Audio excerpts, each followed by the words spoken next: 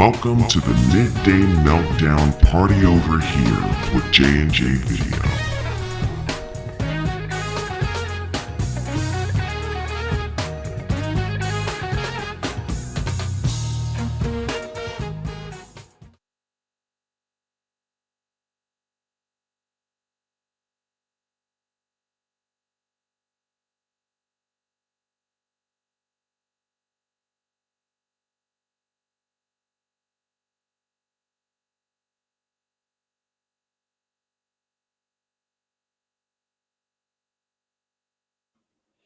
Good morning, Ear Party fam. Welcome to Party Over Here. We are at the conclusion of The Art of Not Giving Up. You can finish the rest. We've been listening to it all week. It's a book written by author Mark Manson. And, we've been kind of enjoying this all week. You know what I mean?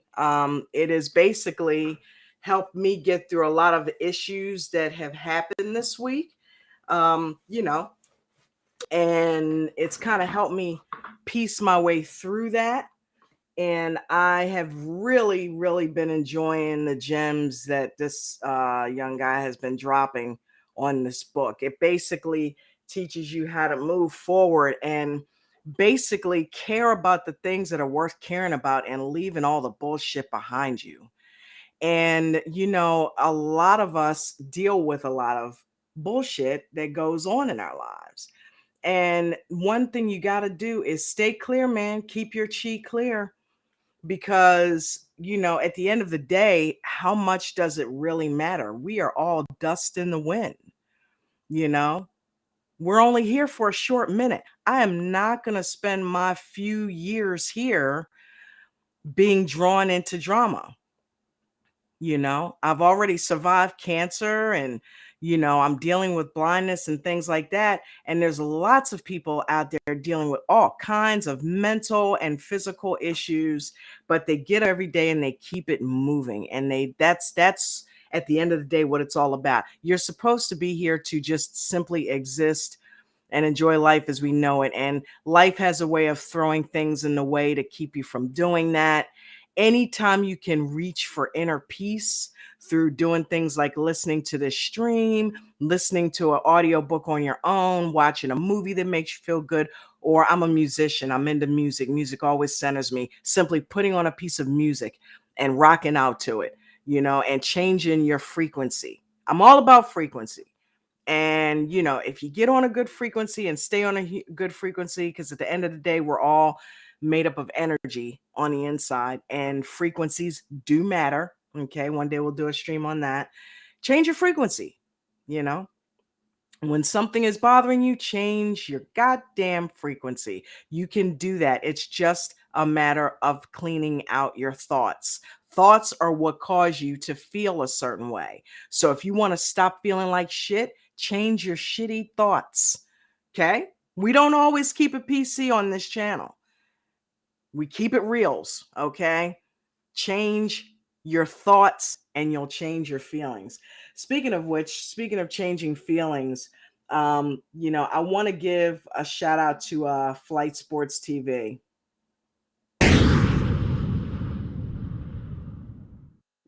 I'll tell you what.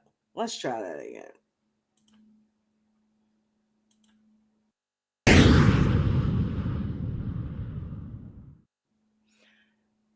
The reason why is because, they took me in last night with open arms and it was pretty cool. I hung out on the panel for a little bit and I had a good time. Shout out to Vegan Knowledge, JJ. Shout out to DZ. I see you, my brother. My baby's about to get her DoorDash in and I will come be your road dog when I get off the stream, honey. Just make sure you keep your eyes on the road and you know the drill. And DZ, I'll get a link over if you want to join the party panel, my brother. And Jen, I will get a link over to you as well, my sweetie, if you want to join the party panel with us today. But I want to give a shout out to Flight because I had a ball on there talking about the games. We were watching the games, and I'm telling you, this young man right here, LaMelo Ball, He is the absolute truth. Okay, the Charlotte Hornets are kicking some major ass here lately, and it's because of this young man right here. He has really taken ownership of the Hornets organization, and they are moving finally in the right direction. They can't do any wrong. They seem to have found a cheat code to whatever makes their team work, and have given LaMelo the reins and the keys, and he has taken them and running with them and riding around in that Lamborghini. And what was that on YouTube today? He was in red today. He's always matching his cars. I don't know what kind of car that was. Maybe it was it looked like a Ferrari. The way that the nose was on the front. Yeah, I'm into cars. But yeah, shout out to LaMelo Ball, and shout out to him coming to his own on the Hornets. And I know over on Flight they also watch the Chicago Bulls, and Flight himself is a Knicks fan, but he's a Lonzo fan, and he likes all the Ball brothers, but I think his favorite is Lonzo. Mine is LaMelo. We all have favorite Ball brothers. And but I want to give a shout out to LaMelo Ball, because he is really killing it, and he is making it happen. All of that stuff that LeVar said was absolutely true. His youngest will turn out to be his best. But the older brother got a little bit left in him. He got some gas left in there. He making it happen on the Bulls, okay? He's making it happen. He got 5 steals yesterday, and that that absolutely killed it with the Bulls history. Apparently, he joined Bulls history as one of the only people to ever get 5 steals in a game. So shout out to Lonzo Ball for that. I don't have an overlay for Lonzo because I'm a LaMelo fan. I'm a Meloholic. But shout out to Lonzo I didn't get that money though. Damn it. I mean, I was close, man. I know Rave Kingdom was probably like, God damn, this bitch gonna get, one day on the show, she gonna get the goddamn money. But it was close. You gotta give it to me. It was close. I had 17, 7, and 7. And when he got that 3, I'm like, yeah, I might get this money. But they didn't put him back in the game. And of course, it fell to the wayside. But it's all good. Maybe next time, if they do that on Monday, maybe I get that 100 if they put that out there. Who knows? Tried to use the lucky number 7s and it didn't work out. It's all good. Shout out to Nikki Starr from Nikki Starr's TV too. Nikki, I'm gonna be working on your intro this weekend, darling. So yeah, that sister definitely deserves a decent intro. She has been doing live streams forever. She is probably one of the greatest work ethics that I've ever seen on YouTube. So shout out to her. She definitely deserves an intro, and she will have one by the end of this weekend. So shout out to Nikki Star TV. I enjoy your streams so much. I've been watching you for months now, and you are my reality star guru. My reality TV guru. When it was, I wonder if Nikki's watching that. Wonder what she's got to say about that. Oh, you watch a show? Oh, I wonder what Nikki gonna say about that. Jen and I love her streams. So shout out to Nikki Star TV. So without further ado, we are going to get into the conclusion. It's the very last hour of The Art of Not Giving a You Know What. And let me go ahead and get over there and hit the play button, and we will go ahead and first, it would be nice, J&J, if you included it in the stream, sis.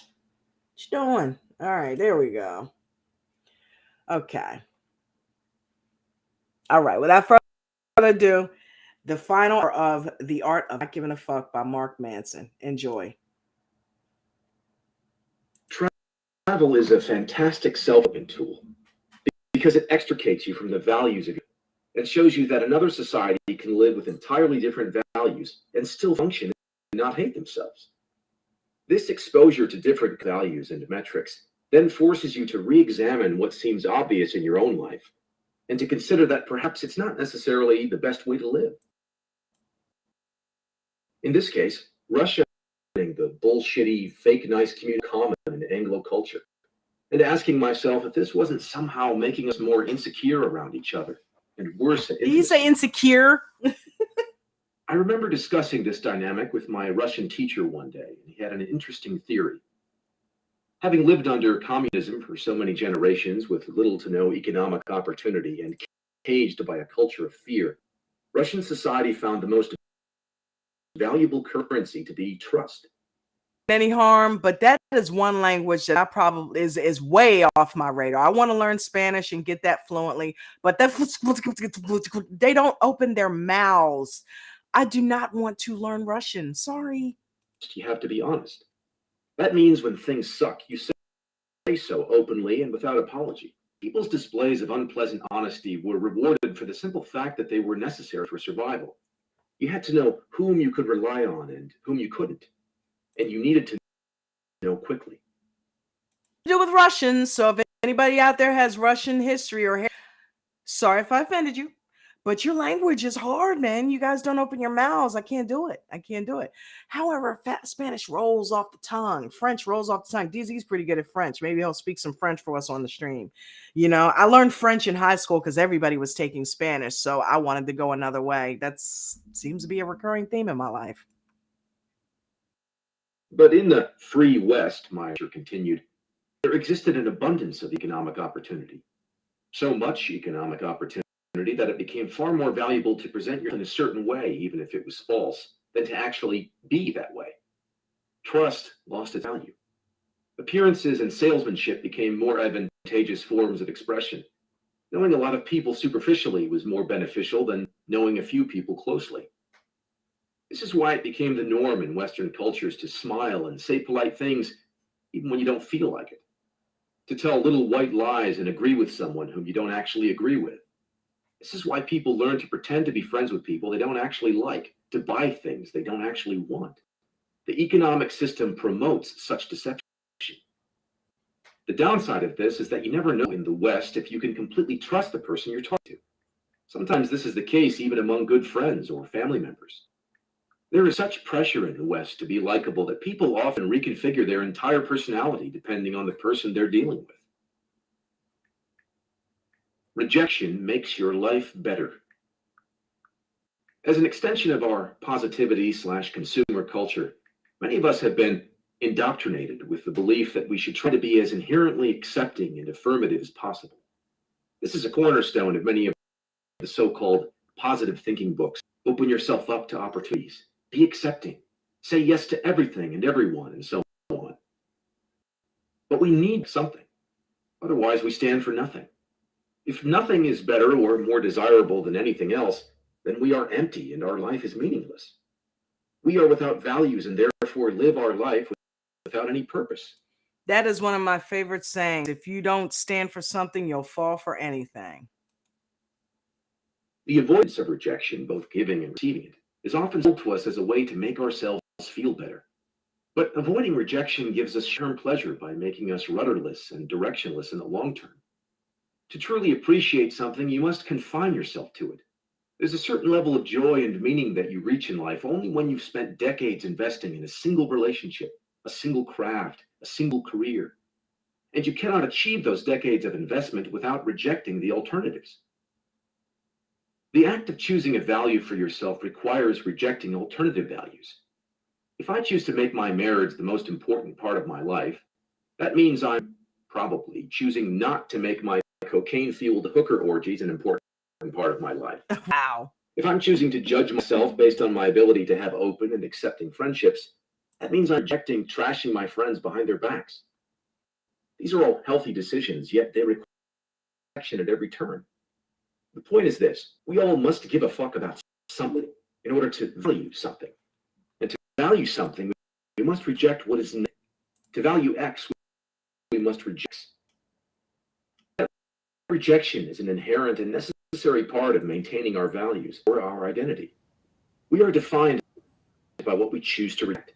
If we reject nothing, perhaps rejected by something ourselves, we essentially have no identity at all. Shout out to DZ for joining the party panel. What's up, my brother? Good morning. Good morning, Mr. JJ. I'm doing good. How are you doing? Shout out to you. I'm doing good. Shout out to Yeah, you. I'm doing well. that's good. Still getting over my vegan Thanksgiving. Yo, you got some leftovers, man. Yeah, it was good. We were eating them yesterday. They were so good. Well, you know, a lot of things are vegan, like mashed potatoes and Yeah, sauerkrauts man. and stuff that are staples from Mhm. Thanksgiving Yeah, anyway. So exactly. yeah, It was funny when you say you were food drunk. I was, I was, I was Drunk. food drunk.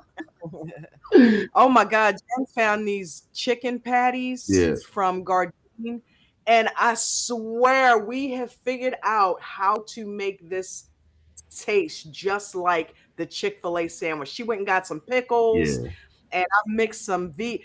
By the way, Hellman's, you yeah. know Hellman's, the mayonnaise people, they make vegan mayo, Wow, and it tastes exactly like regular mayo, that's crazy. and it's from the Mayo people. So if you ever want to look that up Yeah. or check that out in the market, buy yourself a jar, taste it. It tastes just like regular mayo. How big? So you mix that with a little French's mustard, it tastes just like the Chick-fil-A mustard. Me, I gotta throw a little onions on there because I'm an onion fanatic. And the pickles, and oh my God, that Yo, tastes it must exactly go like Chick-fil-A. down. Oh man, I'm Oh, telling you, get okay. yourself a little brioche bun or something that's Dave's buns. Yeah. Dave's buns, they're vegan buns. They're so good. Yo, okay, all right. I'm gonna get that, man. Yo, You can recreate the chicken fillet sandwich from Chick-fil-A with that stuff. okay, all right. Yeah, man. Oh my, cause Completely vegan. oh man. Okay, cool. I'll try that. Oh, I see you got the hacks now, man. For real. Definitely. Yeah. Definitely. All right, perfect. Hmm. I'm gonna go ahead and start on Mark Manson back up. Welcome to the stream. Thank you, sis. The desire to avoid at all costs, to avoid confrontation and conflict, the desire to attempt to accept everything equally and to make everything cohere, harmonize, is a deep form of entitlement. Entitled people, because they feel as though they deserve to feel great all the time, avoid rejecting anything because doing so might make them or someone else feel bad. And because they refuse to reject anything, they live a valueless, pleasure-driven, and self-absorbed life. All they give a fuck about is sustaining the high a little bit longer to avoid the inevitable failures of their life, to pretend the suffering away. Rejection is an important life skill. Nobody wants to be stuck in a relationship that isn't making them happy.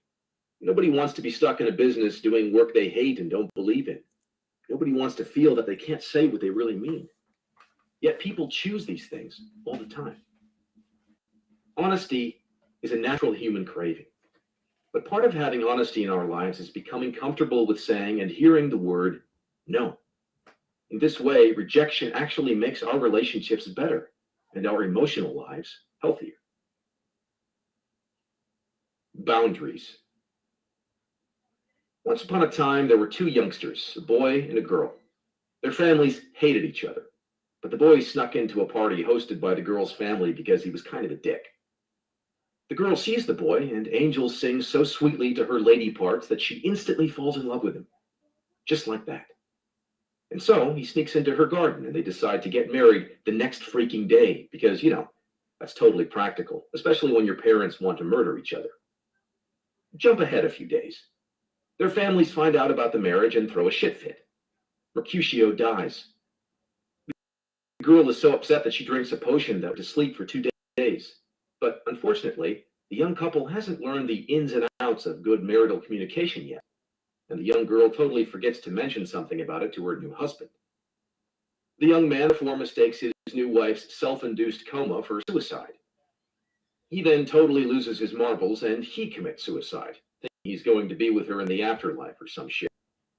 But then she wakes up from her 2-day coma only to learn that her new husband has committed suicide. So she has the exact same idea and kills herself too. The end. Romeo and Juliet is synonymous with romance in our culture today.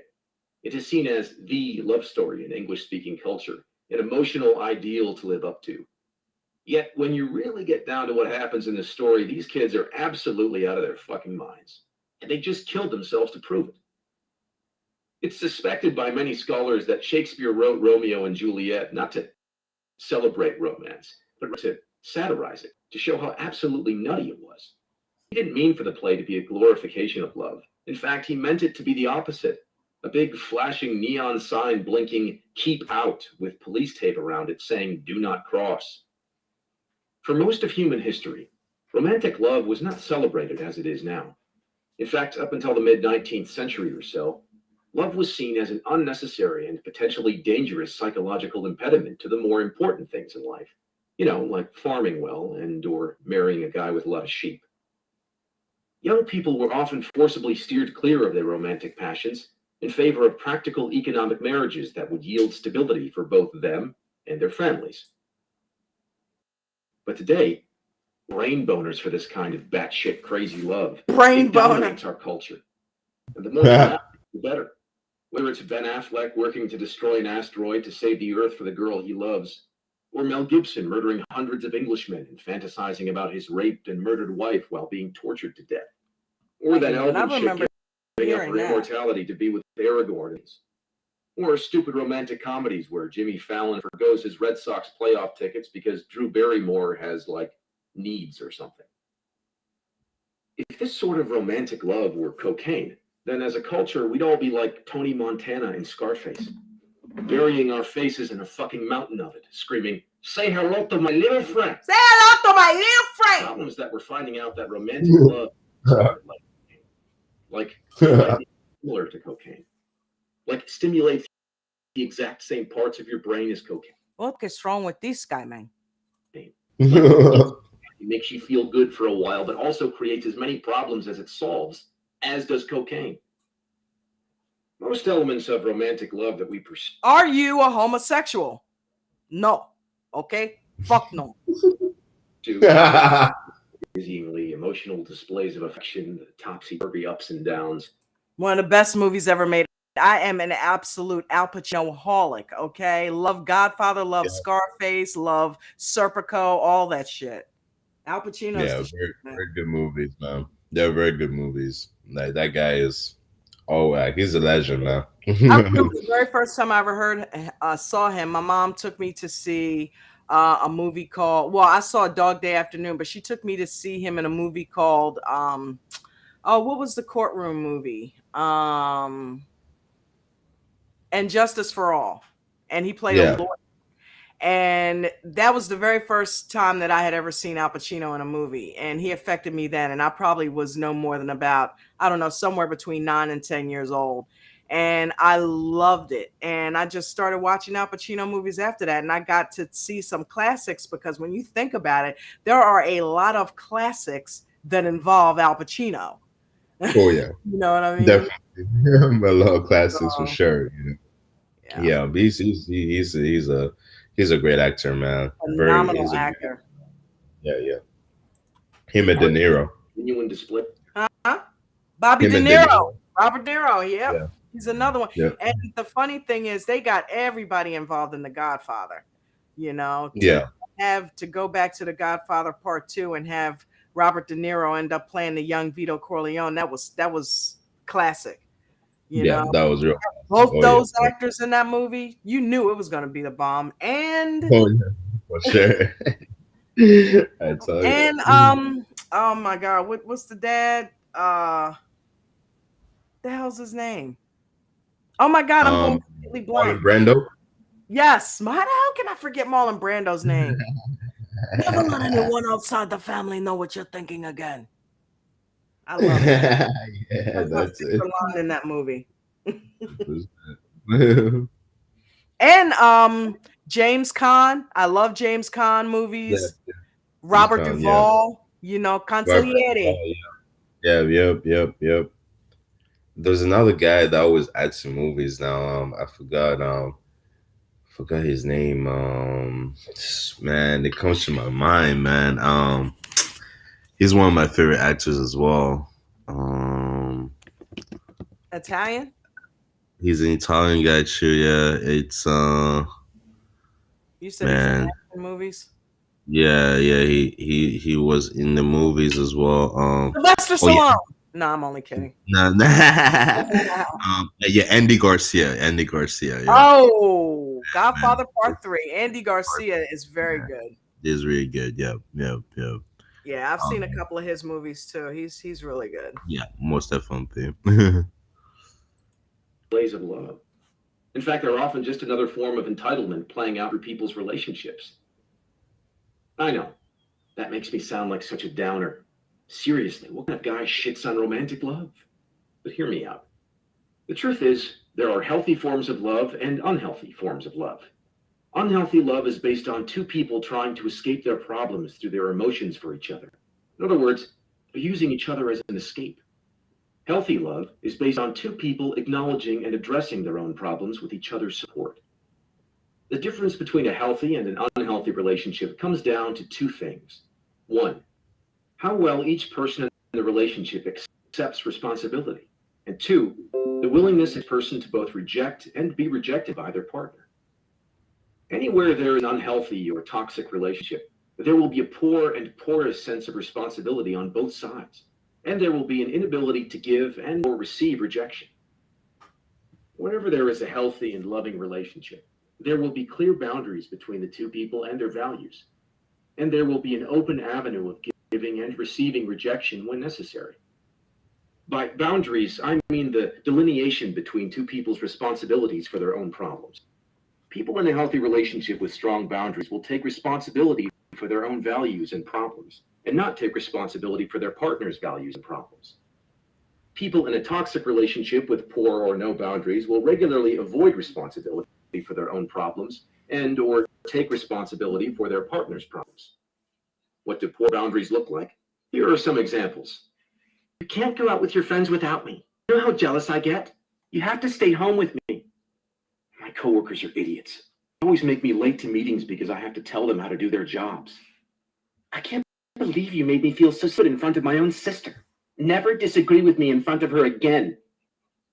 I'd love to take that job in Milwaukee, but my mother would never forgive me for moving so far away. I can date you, but can you not tell my friend Cindy? She gets really insecure when I have a boyfriend and she doesn't. In each scenario, the person is either taking responsibility for problems or emotions that are not theirs, or demanding that someone else take responsibility for their problems or emotions. In general, entitled people fall into one of two traps in their relationships. That's crazy. Oh yeah. Oh yeah, that speaks a Don't lot. go on that YouTube channel because they're shit. Yep. Either they expect other people to take responsibility for their problems. I wanted a nice, relaxing weekend at home. You should have known that and canceled your plan. Or they take on too much responsibility for other people's problems. She just lost her job again, but it's probably my fault because I wasn't as supportive of her as I could have been. I'm going to help her rewrite her resume tomorrow. Entitled people adopt these strategies in their relationships, as with everything, to help avoid accepting responsibility for their own problems. As a result, their relationships are fragile and fake, products of avoiding inner pain rather than embracing a genuine appreciation and adoration of their partner. Wow. This goes not just for romantic relationships, by the way, but also for family relationships and friendships.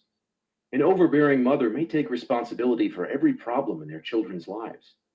Her own entitlement then encourages an entitlement in children, as they grow up to believe other people should always be responsible for their problems.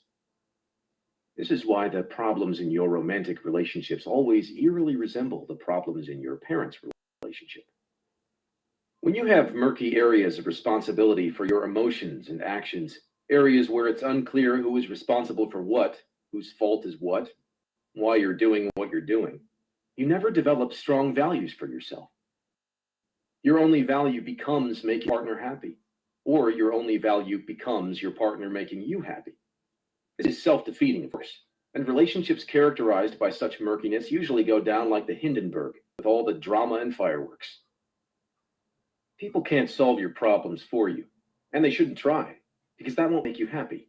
You can't solve other people's problems for them either, because that likewise won't make them happy. The mark of an unhealthy relationship is two people who try to solve each other's problems in order to feel good about themselves. Rather, a healthy relationship is when two people solve their own problems in order to feel good about each other. The setting of proper boundaries doesn't mean you can't help or support your partner or be helped and supported yourself. You both should support each other, but only because you choose to support and be supported, not because you feel obligated or entitled.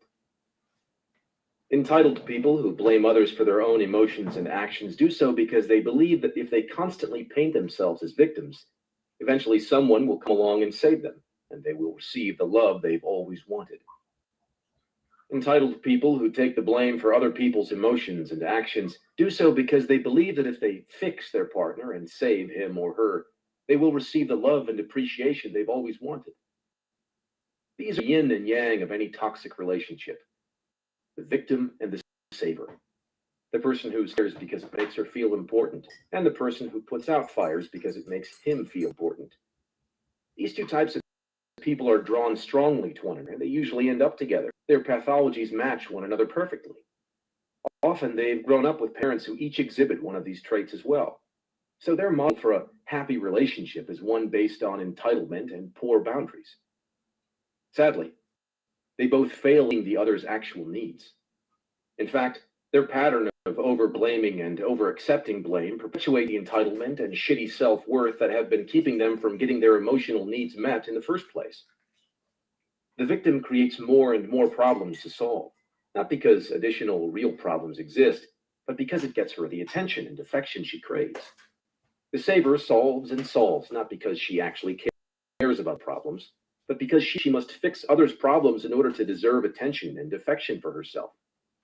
In both cases, the intentions are selfish and conditional, and therefore sabotaging, and genuine love is rarely experienced. The victim, if he really loved the saver, would say, "Look, this is my problem. You don't have to fix it for me. Just support me while I fix it myself." That would actually be a demonstration of love, taking responsibility for your own problems and not holding your partner responsible for them. If the saver really wanted to save them, the saver would say, "Look, you're blaming others for your own problems. Deal with this yourself."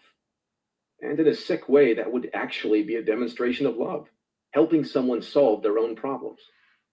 Instead, victims and savers both use each other to achieve emotional highs. It's like an addiction they fulfill in one another.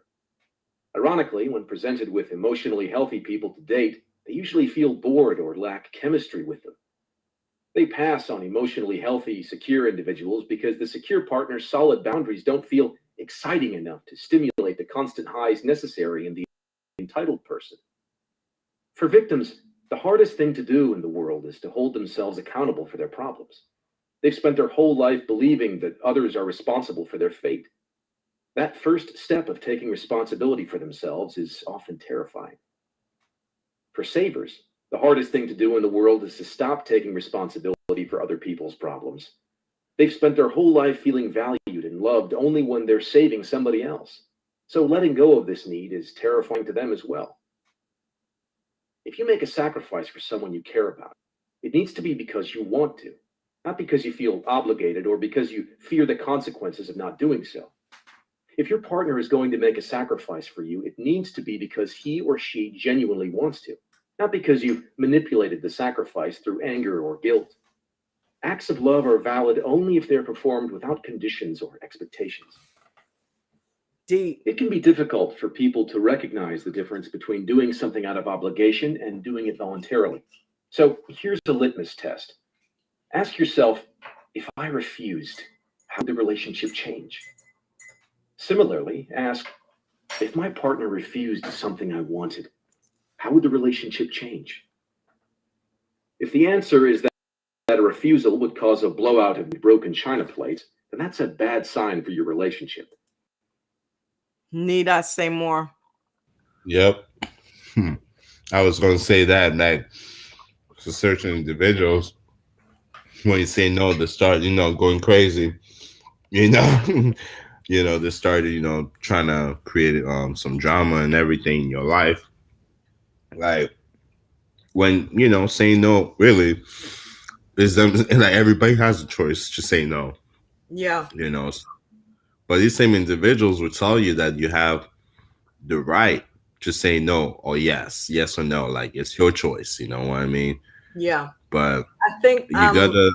I gotta put this out there because it's And this is the last day that you will hear me refer to that situation, because I'm weeding it out and I'm moving on from it, and it's still pretty fresh. So, I still Yeah. have some opinions on it that I have yet to just spew out. But when you stop and take a look at it, the platform that we are on, Mm. we had a Mhm. situation where you went to that individual, offered it into the organization, but with the stipulation that they would help you take care of the financial responsibility of it. And Yeah. when they couldn't come up with their end of the bargain, not only were you looked at differently, but in my opinion, they played the victim. Hey, I can't do it, Mhm. and I shouldn't be expected to because I don't have anything coming in. Well, it's just like bringing me in on the pretense that, hey, you need to be compensated. But then when I try to get compensated, I'm wrong for it, Yeah. or, oh, Yeah. you should wait until we have the compensation and then we can pay you. Well, I'd love to do that, but Verizon is not going to say, hey, oh, you're not getting compensated. You have to wait until it's there. Okay, well, we'll wait for you to pay your bill. No, that doesn't happen. The Hmm. work, the Hmm. world doesn't work that way. And it just seems that, because I also have an account with this platform, and I offered it to said parties, and one of the parties did take me up on it. Well, I offered it just to one because it was that person's night to stream, and I have to say, shout out to DKM. I do not have an issue with DKM, and it has nothing to do with the amount of subscribers he has. It has everything to do with the fact that he has not given me a bunch of shit, and he has always kind of had my back a little bit. You know what I mean? And you know, uh, you know, like the for that night that Hmm. he kicked the sister a couple bucks in her cash app, and that was much appreciated. Yeah. You know what I'm saying? So I see why he is as big as he is, because he knows how to take care of those that take care of him. You know what I mean? Yeah. Um, it- Exactly. yeah, Exactly. My issue. it's just awfully funny that the shit hit the fan when the other party was not asked to be on the restream. No, I'm not. First of all, I couldn't add anybody else on because I have a basic plan. And if I up the plan, is the same thing going to happen to me? So there's a history there that I have to go off of that I wasn't willing to set myself up for. Yeah. Yeah. That's your fault. That's You did it. exactly. That's your So plan. karma's a bitch. I would have offered it to you, but I already saw what you did to him. So hey, Yeah. I think, at the end of the day, that it's, responsibility. You created that. yeah, and for me, Now all of a sudden I'm shit. yeah, I do not respect that, from people that do set a certain expectation, Yeah. of, to pay off a certain amount of money per month to help out for If you something. can't do it, say it up front. Just say it up front, you know what I mean? There's no need to make yourself look like a victim to everybody else. That is not a sort of um perception you want to provide to everyone. And for anybody that defends that sort of victimhood or mentality, well, you are like that person. You're providing excuses, and that sort of You're enabling. you're enabling it, just like you're enabling a drug addict. You know what I mean? So it's not going to be, it's not helpful to do that. You're only making that person think that they are god over other people, and Right. that's And I wasn't gonna say anything else, but it just so happens that this section he is talking about that very thing. yeah, he So is. it pertains to the book. It's not that I'm dwelling, it pertains to a piece of literature that we're listening to. Yeah. That situation literally just happened. Yeah. You know, Yeah, you have to, you know for me, I always try to put myself on the same level as everyone, regardless of their class. You know yeah. what I mean? Like, just meet people. If you're not going to be able to, if you set an expectation, and we always miss expectations, it always happens. But when you miss it, you just let the person know, hey, I can't do this. you know are we able to do another way, or are you able, that sort of communication. Yeah. But when that sort of communication is not provided, and then you go behind people's back and say a different story And and make them look like they're wrong. look like they're wrong. That's Exactly. the precedent that you set. That you said, then that is not the right way to go about things, and that was how I was approached. You know what I mean? That was how Sister JJ was approached. You know what I mean? And countless of people as well that I'm not going to mention. But at the end of the day, it was a lesson. It was a lesson Lesson for learned. lesson learned because it helps me to not become a person like that. You Yeah, know what I mean? It helps me to like, because we're not perfect. You know what I mean? Nobody says that we're perfect.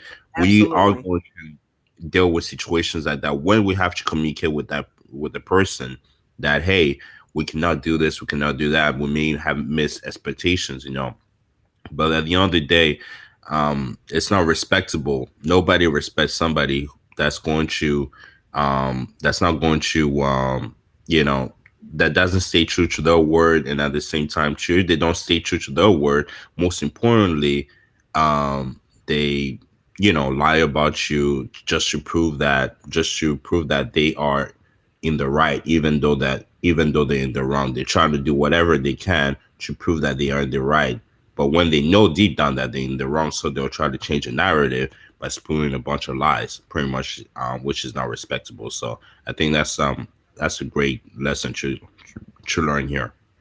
Definitely. Definitely. Yeah.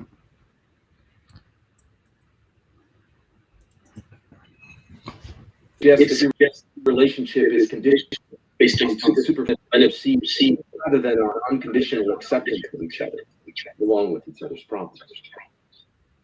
People with strong boundaries are not afraid of a temper tantrum, argument, or getting hurt. People with weak boundaries of those things, and will constantly mold their own behavior to fit the highs and lows of their relational emotional roller coaster. People with strong boundaries understand that it's unreasonable to expect to accommodate each other 100% and fulfill every need the other has.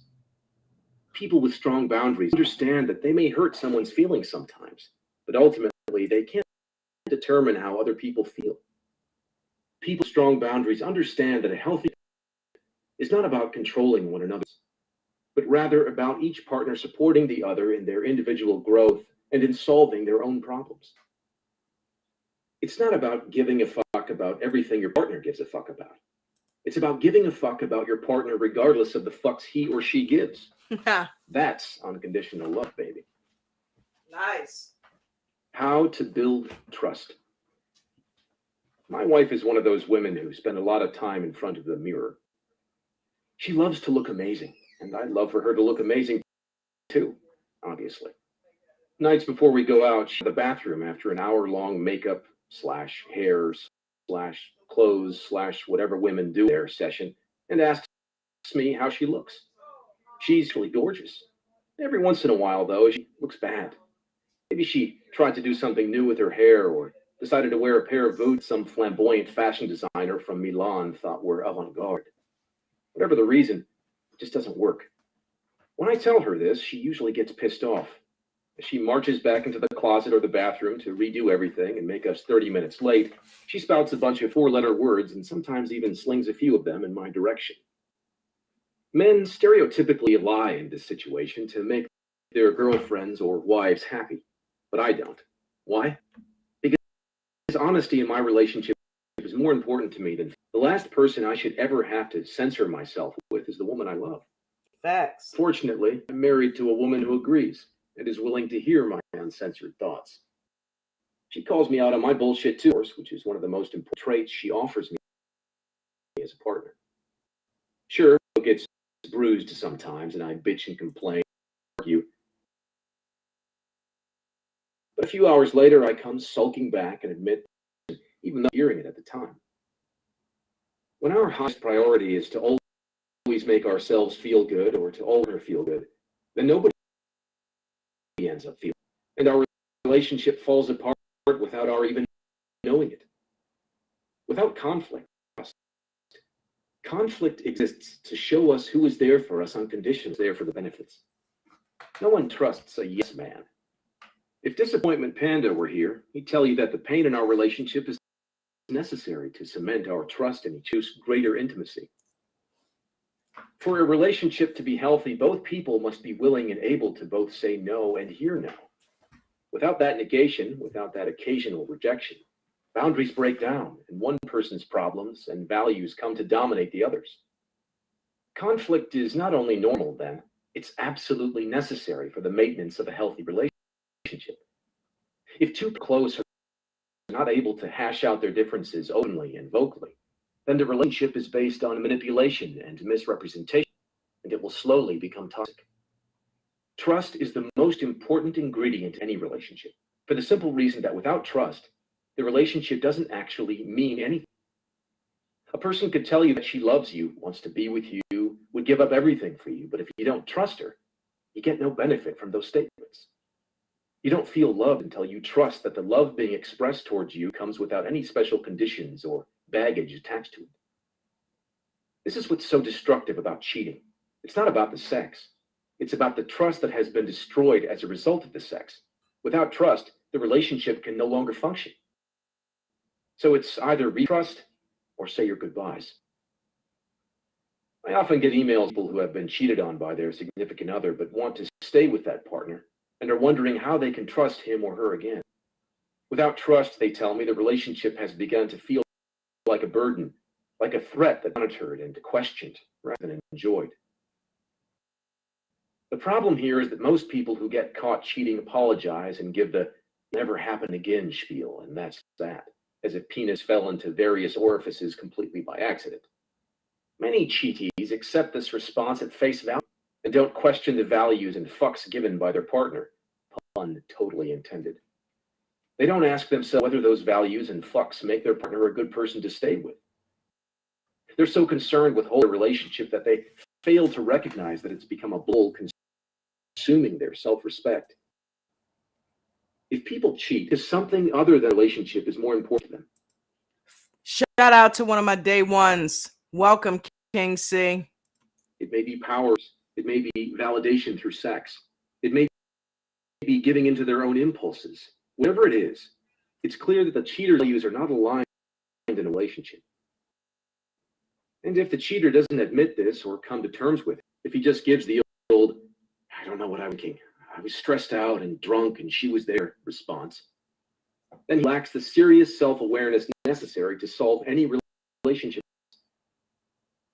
What to happen is that cheaters have to start peeling away at their self-awareness onion and figure out what fucked up values cause them to the relationship and whether they actually still value the relationship. Say, you know what? I'm selfish. I care about myself more than the relationship. To be honest, I don't really respect the relationship at all. I would have been cool with that. Their shitty values and show that those values have been overridden. Be honest, And like there's be no reason upfront. to believe that they can be trusted. And if they can be trusted, then the relationship is not going to get better or change. The other factor in regaining trust after it's been broken is a practical one, a track record. If someone breaks your trust, words are nice, but you then need to see a consistent track record of improved behavior. Only then can you begin trusting that the cheaters are now aligned properly and the person really will change. Unfortunately, building a track record for trust takes time, certainly a lot more time than it takes to break trust. And during that trust building period, things are likely to be pretty shitty. So both people in the relationship are conscious of the struggle they're choosing to undertake. I use the example of cheating in a romantic relationship, but this process applies to a breach in any relationship. When trust is destroyed, it can be rebuilt only if the following two steps happen. 1, the trust breaker admits the true values that caused the breach and owns up to them. And 2, the trust breaker builds a solid track record of improved behavior over time. Without the first step, there should be no attempt at reconciliation in the first place. Trust is like a china plate.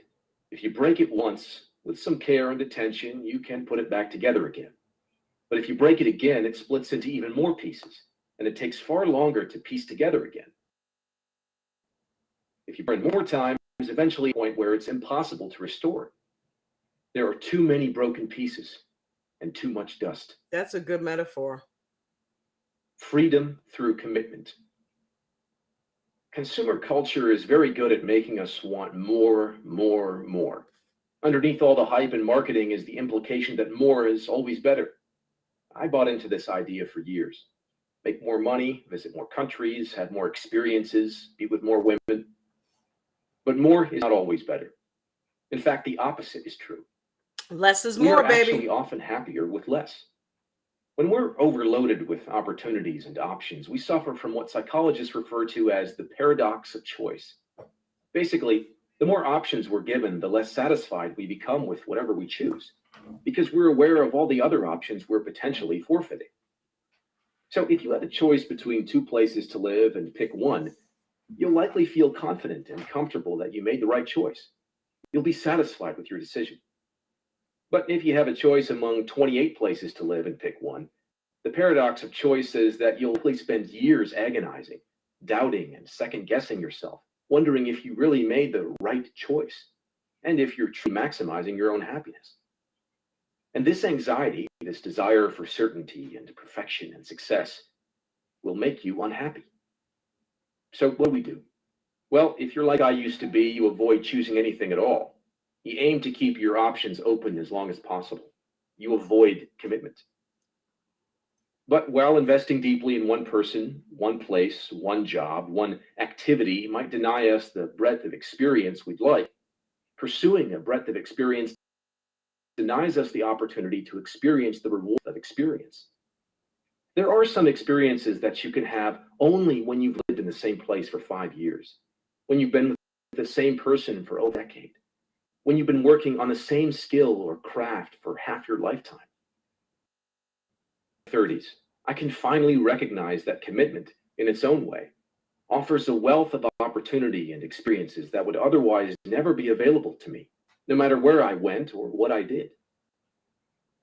When you're pursuing a wide breadth of experience, there are diminishing returns to each new adventure, each new person or thing. When you've never left your home country, the first country you visit inspires a massive perspective shift because you have such a narrow experience base to draw on. But when you've been to 20 countries, the 21st adds little. And when you've been to 50, the 51st adds even less. The same goes for material possessions, money, hobbies, jobs, friends, and romantic or sexual partners. All the lame, superficial values people choose for themselves. The older you get, the more experienced you get, the less significantly each new experience affects you. The first time I drank at a party was exciting. The 100th time was fun. The 500th time felt like a normal weekend. And the 1000th time felt boring and unimportant. The big story for me personally over the past few years, my ability to open myself up to commitment. I've chosen to reject all but the very best people and experiences and values in my life. I shut down all my business projects and decided to focus on writing full time. Since then, my website has become more popular than I'd ever imagined possible. I've committed to one woman for the long haul and, to my surprise, have found this more rewarding than any of the flings, trysts, and one-night stands I had in the past. I've committed to a single geographic location and doubled down on the handful of my significant, genuine, healthy friendships. And what I've discovered is something entirely counterintuitive, that there's freedom and liberation in commitment. I've found increased opportunity and upside in rejecting alternatives, distractions, in favor of what I've chosen to let truly matter to me. Commitment gives you freedom because you're no longer distracted by the unimportant and frivolous. Commitment gives you freedom because it hones your attention and focus, directing them toward what is most efficient at making you healthy and makes decision-making easier and removes... Well, I got to stop that. That's huge. That is huge. Wow, man, that is absolutely right. I never really thought about it in that way. But when you stop and think about it, it's true. It's like if you don't bog your mind down with a bunch of different choices and you just hone in on, where you want to be, the type of person you want to be with, the way you want to live your life as far as what you put in your body, what you allow yourself to think about. When you hone in on that and get disciplined about only entertaining that, it does make life easier. It really does, because you're eliminating all the bullshit. Anything else that does not pertain. Now, you can also say, well, I'm not being open, to taking in new experiences. That's not necessarily true. Just because you're committed to one thing doesn't mean you're not open to new experiences. But it does mean that when those new experiences come, you can choose, if you're fully committed to what you're doing, to stay committed to it or include that into what you're committed to. Doesn't mean you're not willing to at least look at it. That's how you learn what you like and what you don't like. So yeah, I'm feeling this section. It's pretty good. Any fear of missing out? Knowing that what you already have is good enough, why would you ever stress about chasing more again? Commitment allows you to focus intently on a few highly important goals and achieve a greater degree of success than you otherwise would. In this way, the rejection of alternatives liberates us. Rejection of what does not align with our most important values, with our chosen metrics. Rejection of the constant pursuit of breadth without depth. Yes, breadth of experience is likely necessary and desirable when you're young. After all, you have to go out there and discover it's worth investing yourself in. Depth is where the gold is buried. And you have to stay committed and go deep to dig it up. That's true in relationships, in a career, in building a growth, in everything. Chapter 9. And then you die. Seek the truth for yourself, and I will meet you there. That was the last thing Josh ever said to me. He said it ironically, attempting deep while simultaneously making fun of people who attempt to sound deep. Hi, and he was a good friend. The most transformational moment of my occurred when I was 19 years old. My friend Josh had taken me to a party on a lake just north of Dallas, Texas. There were condos on the hill was a pool, and below the pool was a cliff overlooking the lake. It was a small cliff, maybe 30 feet high, certainly high enough to give you a second thought about jumping, but low that with the right combination of alcohol and pressure, that's... D, you still with me? I muted you because I was getting a really bad echo when you had the thing turned up. You still on here?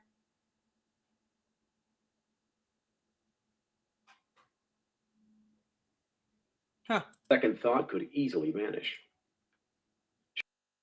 Shortly after arriving at the party, Josh and I were together, drinking beer and talking as young, angsty males do. We talked about drinking and bands and girls and all the cool stuff Josh had done the summer since dropping out of music school. We talked about playing in a band together and moving to New York City, in a dream at the time. We were just kids. Is it okay? I asked after a while, nodding toward the cliff over the lake. Yeah, Josh said, all the time here. Are you going to do it? He shrugged. Maybe. We'll see. Later in the evening, Josh and I got separated. I had become distracted by a pretty Asian girl who liked video games, which to me, as a teenage nerd, was akin to winning the lottery. She had no interest in me, but she was friendly and happy to let me talk, so I talked. A few beers I gathered enough to go up to the house. Yeah, you're sure. good. All right. As we walked the hill, we bumped into Josh coming down. He wanted food, but he declined. I asked him where I could find him later. He smiled and said, "Seek the truth for yourself, and I think you might have just had the book turned up. Oh yeah. I will meet you there."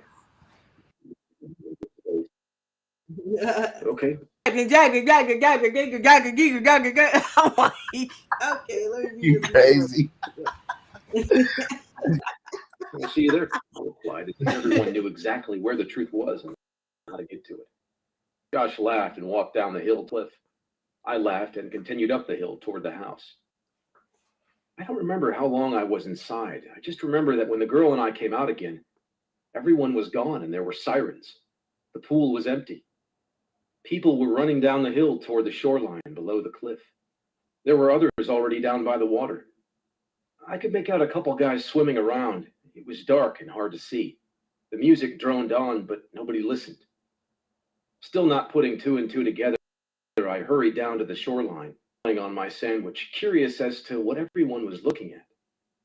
Halfway down, the pretty Asian girl said to me, "I think something terrible has happened." When I got to the bottom of the hill, I asked someone where Josh was. No one looked at me or acknowledged me. Everyone stared at the water. I asked again, and a girl started crying uncontrollably. That's when I put two and two together. It took scuba divers 3 hours to find Josh's body at the bottom of the lake. The autopsy would later say that his legs had cramped up due to dehydration from the alcohol, as well as to the impact of the jump from the cliff. It was dark out when he went in, the water layered on the night, black on black. No one could see where his screams for help were coming from. Just the splashes, just the sounds. His parents later told me that he was a terrible swimmer. I'd had no idea. It took me 12 hours to let myself cry. I was in my car driving back home to Austin the next morning.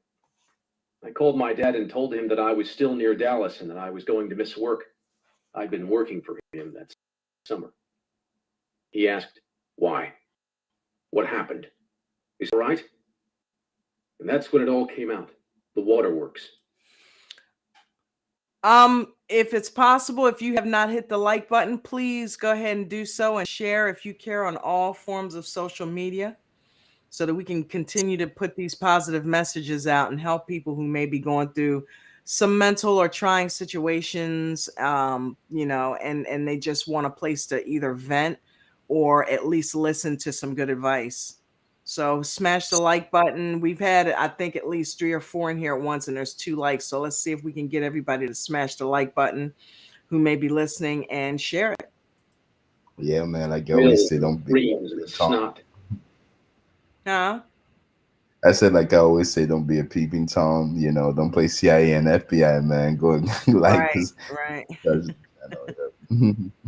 I pulled the car over to the side of the road and clutched the phone and cried the way a little boy cries to his father.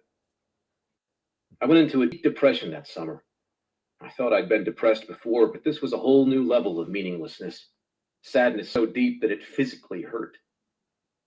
People would come by and try to cheer me up. And I would sit there and hear them say all the right things and do all the right things. I would tell them thank you and how nice it was of them to come over. And I would fake a smile and lie and say that it was getting better, but underneath, I just felt nothing. I dreamed about Josh for a few months after that. Dreams where he and I would have full-blown conversations about life and death, as well as about random, pointless things. Up until that point in my life, I had been a pretty typical middle-class stoner kid. Lazy, irresponsible, socially anxious, and deeply insecure. Josh, in many ways, had been a person I looked up to. He was older, more confident, more experienced, and more open to the world around him. In one of my last dreams of Josh, I was sitting in a jacuzzi with him. Yeah, I know, weird. And I said something like, "I'm really sorry you died." He laughed. I don't remember exactly what his words were, but he said something like, "Why do you care that I'm dead when you're still so afraid to live?" I woke up crying. It was sitting on my mom's couch that summer, staring into the so-called abyss, seeing the endless and incomprehensible nothingness where Josh's friendship used to be. When I came to the startling realization that if there really is no reason to do anything, then there is also no reason to not do anything.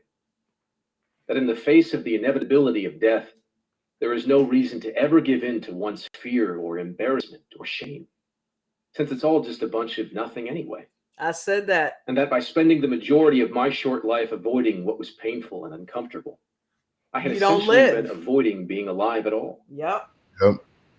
That summer, I gave up the weed and the cigarettes and the video games. I gave up my silly rock star fantasies and dropped out of music school and signed up for college courses. I started going to the gym and lost a bunch of weight. I made new friends. I got my first girlfriend. For the first time in my life, I actually studied for classes, gaining me the startling realization that I could make good grades if only I gave a shit. The next summer, I challenged myself to read 50 nonfiction books in 50 days, and then did it. The following year, I transferred to an excellent university on the other side of the country, where I excelled for the first time, both academically and socially. Josh's death marks the clearest before and after point I can identify in my life. Pre-tragedy, I was inhibited, unambitious, forever obsessed and confined by what I imagined the world might be thinking of me. Post-tragedy, I morphed into a new person, responsible, curious, hardworking. I still had my insecurities and my baggage, as we always do, but now I gave a fuck about something more important than my insecurities and my baggage. And that made all the difference. Oddly, it was someone else's death that gave me permission to finally live. And perhaps the worst moment of my life was also the most transformational. Death scares us. And because it scares us, we avoid thinking about it, talking about it, sometimes even acknowledging it, even when it's happening to someone close to us. Yet in a bizarre, backwards way, death is the light by which the shadow of all of life's meaning is measured. Without death, everything would feel inconsequential, all experience arbitrary, all metrics and values zero. Something beyond ourselves.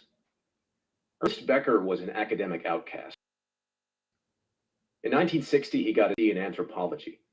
His doctoral research compared the unlikely and unconventional practices of Zen Buddhism and psychoanalysis.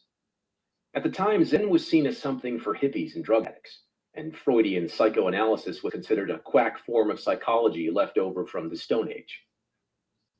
In his first job as an assistant professor, Becker quickly fell into a crowd that denounced the practice of psychiatry, form of fascism. They saw the practice as an unscientific form of oppression against helpless. The problem with the boss was a psychiatrist. Walking into your first job into Hitler, as you can imagine, he was fired. He took his radical ideas somewhere that they might be accepted. Berkeley, California. But this too lasted long. Because it wasn't just his anti-establishment that got Becker into trouble. It was his odd teaching methods as well. He would use Shakespeare to teach psychology textbooks to teach anthropology, and anthropology to teach sociology. He'd dress up as King Lear in sword fights in class, and go on long political rants that had little to do with the other faculty who loathed him. Less than a year in, he then landed at San Francisco State University, where he actually kept his job for more than a year. But when student protests erupted over the Vietnam War, the university called in the National Guard and things got violent. When Becker cited and publicly condemned the actions of the dean, again, his boss being Hitler-esque and everything, he was once again promptly fired. Becker changed a job 6 years, and before he could get fired from it, he got colon cancer. The prognosis was grim. He spent the next few years bedridden and had little hope of surviving. So Becker decided to write a book. This book would be about death. Becker died in 1994. His book, The Denial of Death, would win the Pulitzer Prize and become one of the most influential intellectual works of the 20th century, shaking up the fields of psychology and anthropology, while making profound philosophical claims that are still influential today. The Denial of Death essentially makes 2 points. 1, humans are unique in that we're the only animals that can conceptualize and think about ourselves abstractly. Dogs don't sit around in their career. Cats don't think about their past mistakes or wonder what would have happened if they'd done something differently. Monkeys don't argue over future possibilities, just as fish don't sit around wondering if other fish would like them more if they had longer fins. As humans, we're blessed with the ability to imagine ourselves in hypothetical situations, to contemplate both past and the future, to imagine other realities or situations where things might be different. And it's because of this unique mental ability, Becker says, that we all at some point become aware of the inevitability of our own death. Because we're able to conceptualize alternate versions of reality, we are also the only animal capable of imagining a reality without ourselves in it. This realization causes what Becker calls death terror, the deep existential anxiety that underlies everything we do. 2. Becker's second point starts with the premise that we essentially have two selves. The first self is the physical self, the one that eats, sleeps, and snores. The second self is our conceptual self, our identity, or how we see ourselves. Becker's argument is this: we are all aware on some level that our physical self will eventually die, that this death is inevitable, and that its inevitability, on some unconscious level, scares the shit out of us. In order to compensate for our fear of the inevitable loss of our physical, we try to construct a conceptual self that will live forever. This is why people try so hard to put their names on buildings, on statues, on spines of books. It's why we feel compelled to spend so much time giving ourselves to others, especially to children, in the hopes that our influence, our conceptual, will last way beyond our physical self, that we will be remembered and revered and idolized long after our physical self ceased. Right. Becker called such efforts our mortality projects, projects that allow our consent to live on way past the point of our physical death. Mm-hmm. All of human civilization, he said, is a result of immortality projects. The cities and governments and structures and authorities in place today were all immortality projects of men and women who came before us. They are the result of conceptual selves that ceased to die.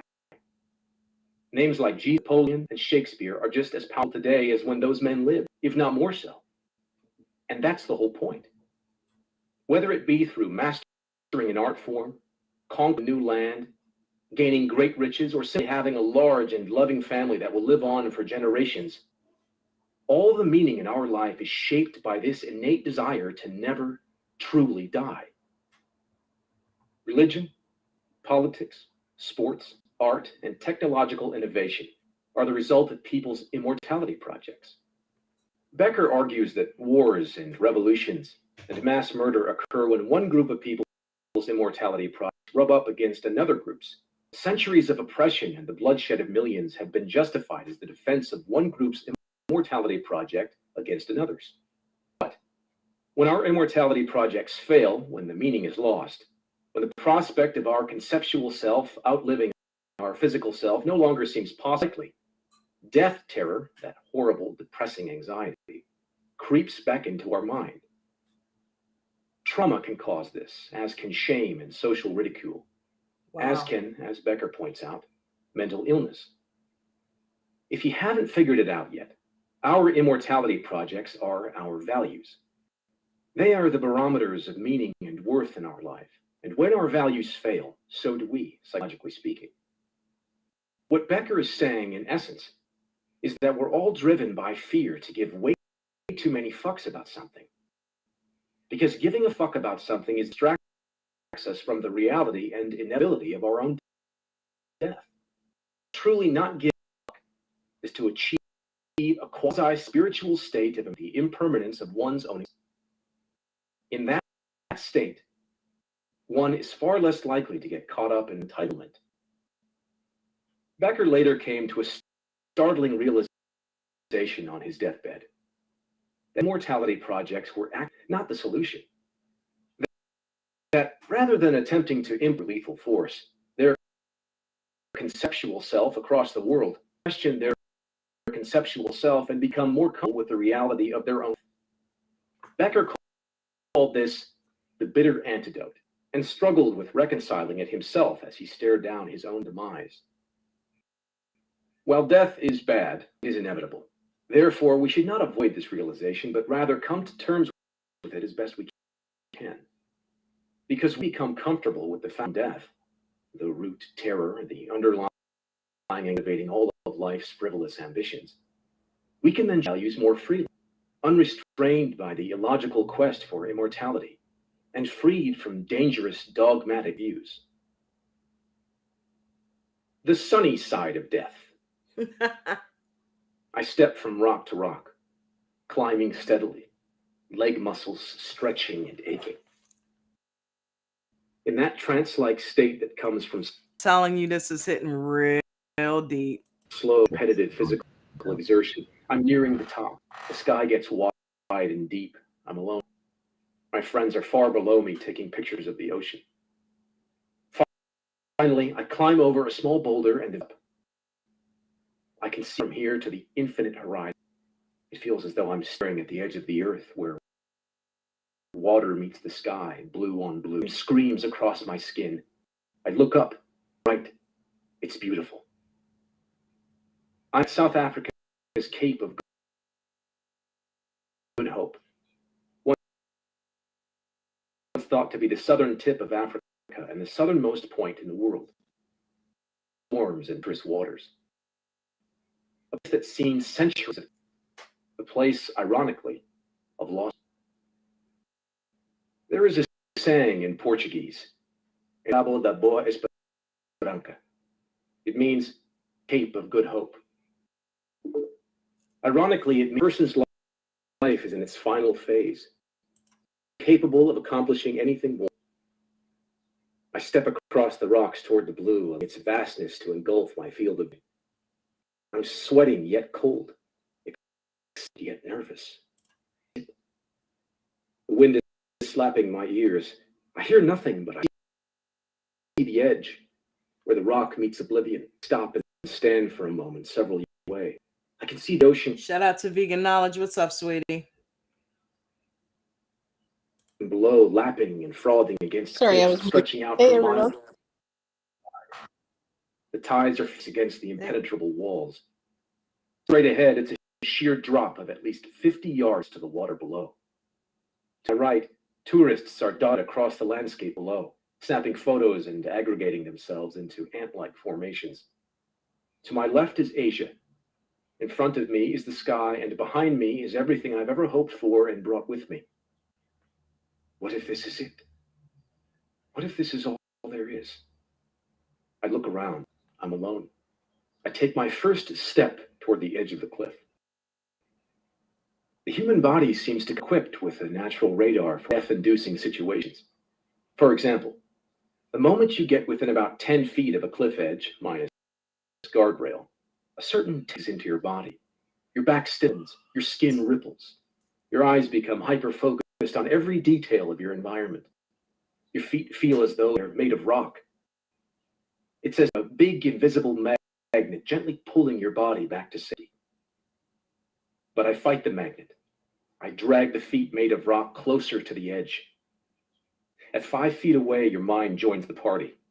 You can now not only see the edge of the cliff, but down the cliff itself, which induces all sorts of unwanted visualizations of tripping and falling and tumbling to a splashy death. It's really fucking far, it reminds you. Like, really fucking far. Doing. Stop it. Stop it. I tell my mind to shut up and keep inching forward. At 3 feet, your body goes into full-scale rent. You are now within an errant shoelace trip of your ending. It feels as though a hefty gust of wind could send you sail blue by eternity. Your legs shake, as hands, as does your voice, in case you need to remind yourself you're not about to plummet to your death. The 3-foot distance equals absolute limit. It's just close enough to lean forward and catch a glimpse of the bottom, but still far enough to feel as though you're not at any real risk of killing yourself. Standing that close to the edge of a cliff, even one as beautiful and mesmerizing as the Cape of Good Hope, produces a heady sense of vertigo and threatens to regurgitate any recent meal. Is this it? Is this all there is? Already know everything I will ever know? I take another micro step, then another. 2 feet now. My forward leg vibrates as I put the weight of my body on it. I shuffle on. Against the magnet, against my mind, against all my better instincts for survival. 1 foot now. I'm now looking straight down the cliff face. I feel a sudden urge to cry. My body instinctively crouches, protecting itself against something inexplicable. The wind comes in storms. The thoughts come in right. At one foot, you feel like you're floating. Anything but looking straight down feels as though you're part of the sky itself. You actually kind of expect to fall at this point. I crouch there for a moment, catching my breath, getting my thoughts. I force myself to stare down at the water hitting the rocks below me. Then I look again to my right, at the little ants milling about the sign below me, snapping photos, chasing tour buses, on the off chance that somebody somehow sees me. This desire for attention is wholly irrational, but so is all of this. It's impossible to make me out up here, of course. And even if it weren't, there's nothing that those distant people could say or do. All I hear is the wind. Is this it? My body shudders, fear becoming euphoric and blinding. I focus my mind and clear my thoughts in a kind of meditation. Nothing makes you present and mindful like being mere inches away from your own death. No shit. I straighten up and look out again and find myself smiling. I remind myself that it's all right to die. This willing and even exuberant interfacing with one's own mortality has ancient roots. The Stoics of ancient Greece and Rome implored people to keep death in mind at all times in order to appreciate life more and remain humble in the face of its adversity. In various forms of Buddhism, the practice of meditation is often taught as a means of preparing oneself for death while still remaining alive. Dissolving one's ego into an expansive nothingness, achieving the enlightened state of nirvana, is seen as a trial run of letting oneself cross to the other side. Even Mark Twain, that hairy goofball who came in and left on Halley's Comet, said, "The fear of death follows from the fear of life. A man who lives fully is prepared to die at any time." Back on the cliff, I bend down, slightly back, put my hands on the ground behind me and gently lower myself onto my butt. I then gradually slide one leg over the edge of the cliff. There's a small rock jutting out of the cliffside. I rest my foot on it. Then I slide my other foot off the edge and put it on the same small rock. I sit there a moment, leaning back on my palms, wind ruffling my hair. The anxiety is bearable now, as long as I stay focused on the horizon. Then I sit up straight and look down the cliff again. Fear shoots back up my spine, electrifying my limbs and laser focusing my mind on the exact coordinates of every inch of my body. The fear is stifling at times, but each time it stifles me, I empty my thoughts, focus my attention on the bottom of the cliff below me, force myself to gaze at my doom, and then to simply acknowledge its existence. I was now sitting on the edge of the world, at the southernmost tip of hope, the gateway to the east. The feeling was exhilarating. I could feel the adrenaline pumping through my body. Being so still, so calm, so thrilling. I listened to the wind and watch it, and look out upon the ends of the earth. And then I laugh with the light, all that it touches being good. Confronting the reality of our own mortality is important because it obliterates all the crappy, fragile, superficial values in life. While most people whittle their days chasing another buck, or a little bit more fame and attention, or a little bit more assurance that they're right or loved, death confronts all of us with a far more painful and important question. What is your legacy? How will the world be different and better when you're gone? What mark will you have made? What influence will you have caused? They say that a butterfly flapping its wings in Africa can cause a hurricane in Florida. Well, what hurricanes will leave in your wake?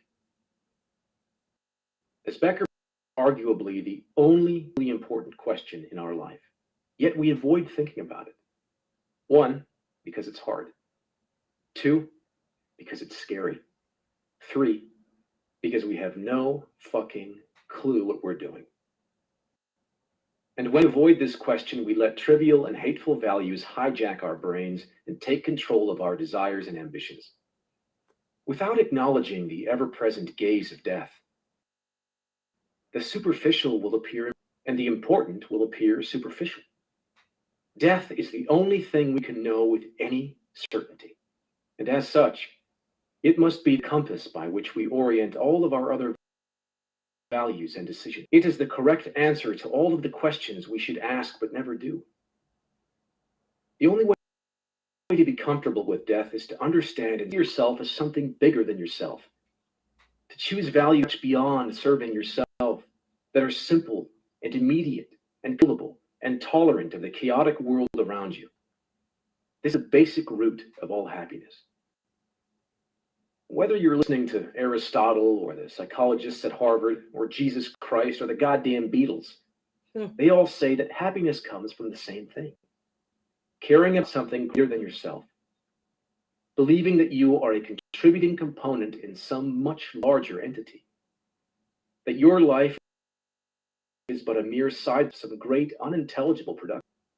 This feeling is what people go to church for. It's what they fight in wars for. It's what they raise families and save pensions and build bridges and invent cell phones for. This fleeting sense of being something greater and more unknowable than themselves. And entitlement strips this away from us. The gravity of entitlement sucks all attention inward toward ourselves, causing us to feel as though we are at the center of all of the problems in the universe, that we are the one suffering all of the injustices, that we are the one who deserves greatness over all others. As alluring as it is, entitlement isolates us. Our curiosity and excitement for the world turns in upon itself and reflects our own biases and projections onto every person we meet and every event we experience. This feels sexy and enticing and may feel good for a while and sells a lot of tickets, but it's spiritual poison. It's these dynamics that plague us now. We are so materially well off, yet so psychologically tormented in so many low-level and shallow ways. People relinquish all responsibility, demanding that society cater to their feelings and sensibilities. People hold on to arbitrary certainties and try to enforce them on others in violent name of some made-up righteous cause. People, high on a sense of false superiority, fall into action and lethargy for fear of something worthwhile and failing at it. The panning of the modern mind has resulted in a population that feels deserving of something without earning that something. A population that feels they have a right to something without sacrificing. People declare entrepreneurs, inventors, innovators, mavericks, and coaches in real-life experience. And they do this not because they actually think they're greater than everybody else. They do it because they feel that they need to be great to be accepted in a world that broadcasts only the extraordinary. Our country confuses great attention and great success, assuming them to be the same thing, but they are not. You are great already, whether you realize it or not, whether anybody else realizes it or not. And it's not because you launched an iPhone app, or finished school a year early, or bought your sweet-ass boat. Things do not define greatness. You are all great because in the face of endless confusion and certain death, continue to choose what to give a fuck about and what not to. This mere fact, this simple optioning for your own values in life, already makes you beautiful, already makes you successful, and already makes you loved. Even if you don't realize it, even if you're sleeping in a gutter, you too are going to die. And that's because you too were fortunate enough to have lived. You may not feel this, but go stand on a cliff sometime, and you will. He once wrote, "We're all going to die. All of us." That alone should make us love each other, but it doesn't. We are terrorized and flattened by life's trivialities. We are eaten up by nothing. Looking back on that night out by the lake when I watched my friend Josh's body getting shot out of the lake by paramedics, I remember staring into the black Texas and watching my ego slowly dissolve into it. Josh's death taught me much more than I initially realized. Yes, it helped me to seize the day, to take responsibility for my choices, and to pursue dreams, less shame and inhibition. These were side effects of a deeper, more primary lesson. And the primary lesson was this: there's nothing to be afraid of, ever. And reminding myself of my own death repeatedly over the years, whether it be through meditation, through reading philosophy, or through doing crazy shit like standing on a cliff in South Africa, is the only thing that has helped me hold this realization front and center in my mind. This acceptance of my death, this understanding of my own fragility, has made everything easier. Untangling my addictions, identifying and confronting my own entitlement, accepting responsibility for my own problems, suffering through my fears and uncertainties, accepting my fears and embracing rejections. It has all been made lighter by the thought of my own death. The more I peer into the darkness, the lighter life gets, the bigger the world becomes, and the less unconscious distance I feel to, well, anything. I sit there on the cape for a few minutes, taking in everything. I finally decide to get up. I put my hands behind me and scoot back. Then slowly I stand. I check the ground around me, making sure there's no errant rock ready to sabotage me. Having recognized that I am safe, I begin to walk back to reality. 5 feet, 10 feet, my body restoring itself with each step. My feet become lighter. I let life's magnet draw me in. As I step back over some rocks back to the main path, I look up to see a man staring at me. I stop and make eye contact with him. I saw you on the edge over there, he says. His accent is Australian. The word there rolls out of his mouth awkwardly. He points toward Antarctica. Yeah, the view is gorgeous, smiling. He is not. He has a serious look on his face. I brush my hands off on my shorts, my body still buzzing from my surrender. There's an awkward silence.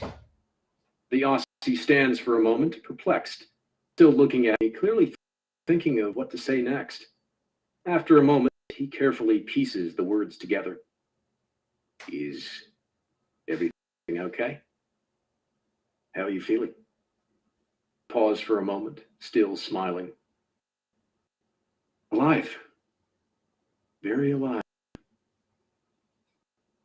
His skepticism breaks and reveals a smile in its place. He nods and heads down the trail.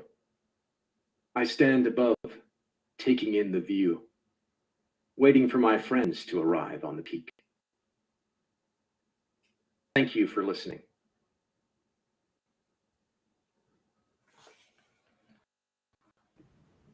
Wow, that was a good one.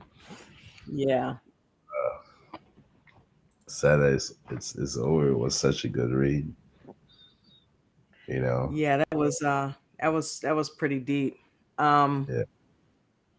It's so funny too because you know, when you stop and take a look at it, a lot of this stuff that he said, especially towards the end there, about Mm. dealing with your own death. I have actually been guilty of that. You know what I mean?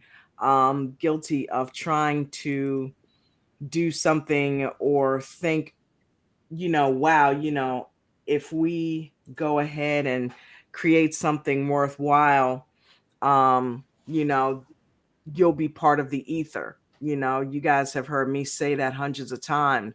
But in reflecting on what he said, he's absolutely right. It's an attempt to basically live forever by choosing to reach for living forever in people's minds. Either way you try to paint that picture, it's not the same thing. You're no longer here. That's right. And it's painful. It's very painful because especially if you're someone who enjoys life and you don't want to die, you have to come to terms with the fact that everybody's number is up at some point. It doesn't matter what race you are, how much money you have in your wallet. It doesn't matter at all what you've accomplished. Oh, wow. If I build the best rocket in the world, or if I discover and decipher the most difficult and encrypted rocket science, it's still not going to matter, I you like know? that. And that's a All right. depressing thought, but at the same time, it's a very liberating thought, because really what he talked about before, committing, you know, if you commit to that and just come to grips with it and then just get okay with it, it's very liberating. Yeah. And I learned that a long time ago. You know what I mean? As much as I talk about being in the ether, I have accepted that death is inevitable and that we all must go through it. And I finally got okay with it, especially with coming so close to it. It Mhm. wakes it up for you, puts it right in your face, and you learn, holy shit, I'm not going to be here forever. You think that Exactly. whole I'm invincible thing stops when you Exactly. have a brush with death. You know what I mean? And Exactly. he's right. You got to just come to terms with it's going to happen. But what you don't want to do is focus on how and when. You have no idea. What's gonna So, happen? Yep. yeah, Yep. to let the fear build up in your mind and constantly focus on how and when, it doesn't matter. The fact is, it's going to happen. So, what you need to focus on is what you're doing while you're here and enjoy just simply being. Yep. Death will Exactly. take care of itself when it does. When you need to focus on death is when you realize, oh shit, my time is up. That's when, and you have no idea when that is. So why worry about it? It's gonna come, but Hmm. worry about it in the moment it's actually happening, and stop worrying about it, because you don't know when it's gonna happen. It could be in the next 5 minutes. It could be 10 years from now.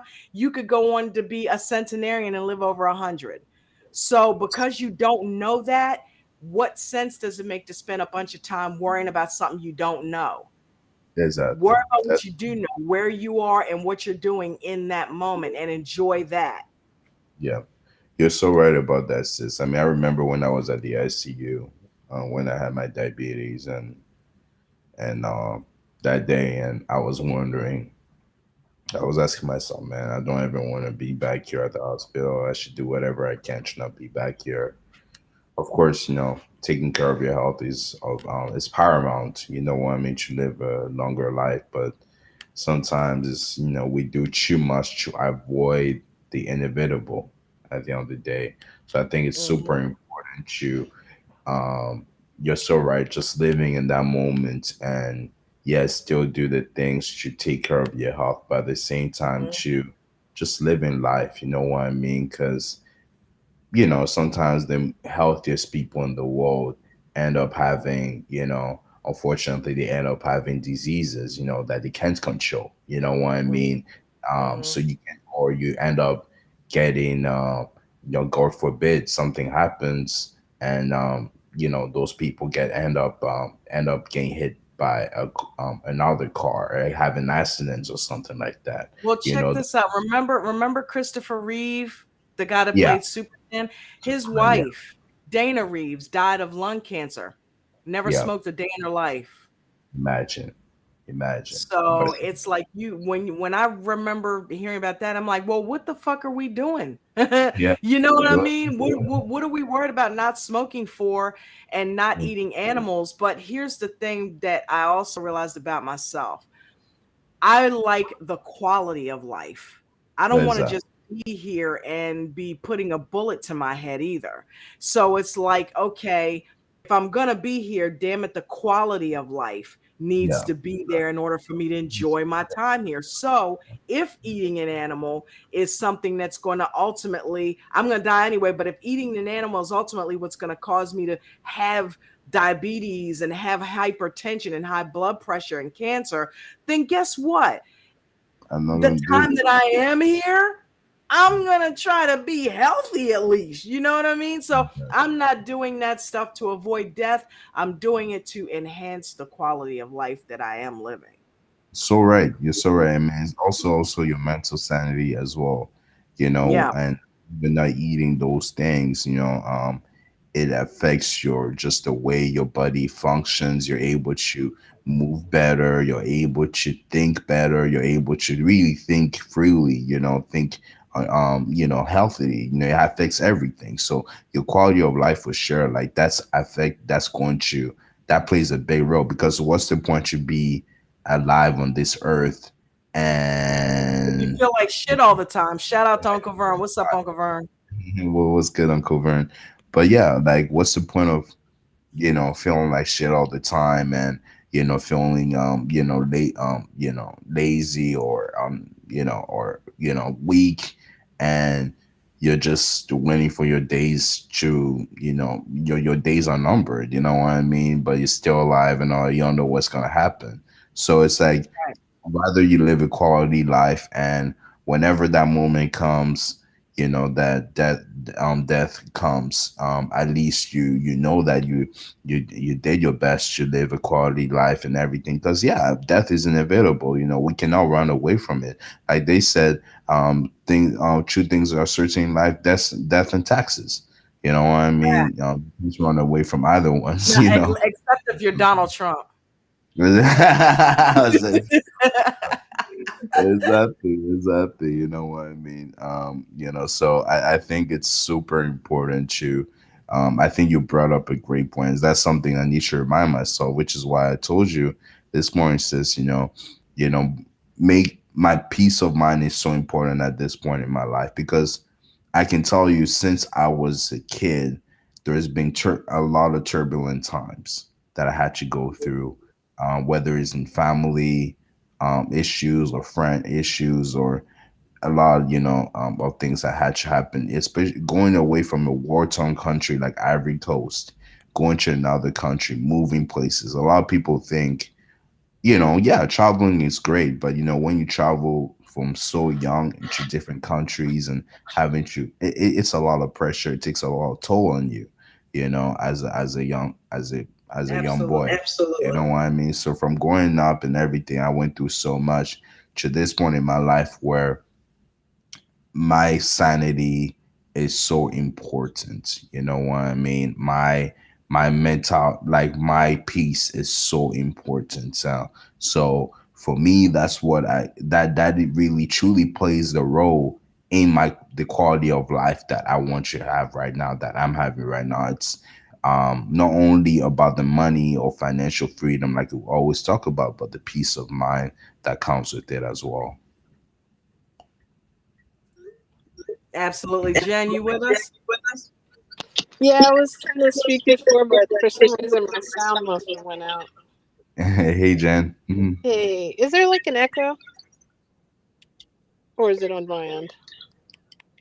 Okay, go ahead. Okay, how about now? Is that better?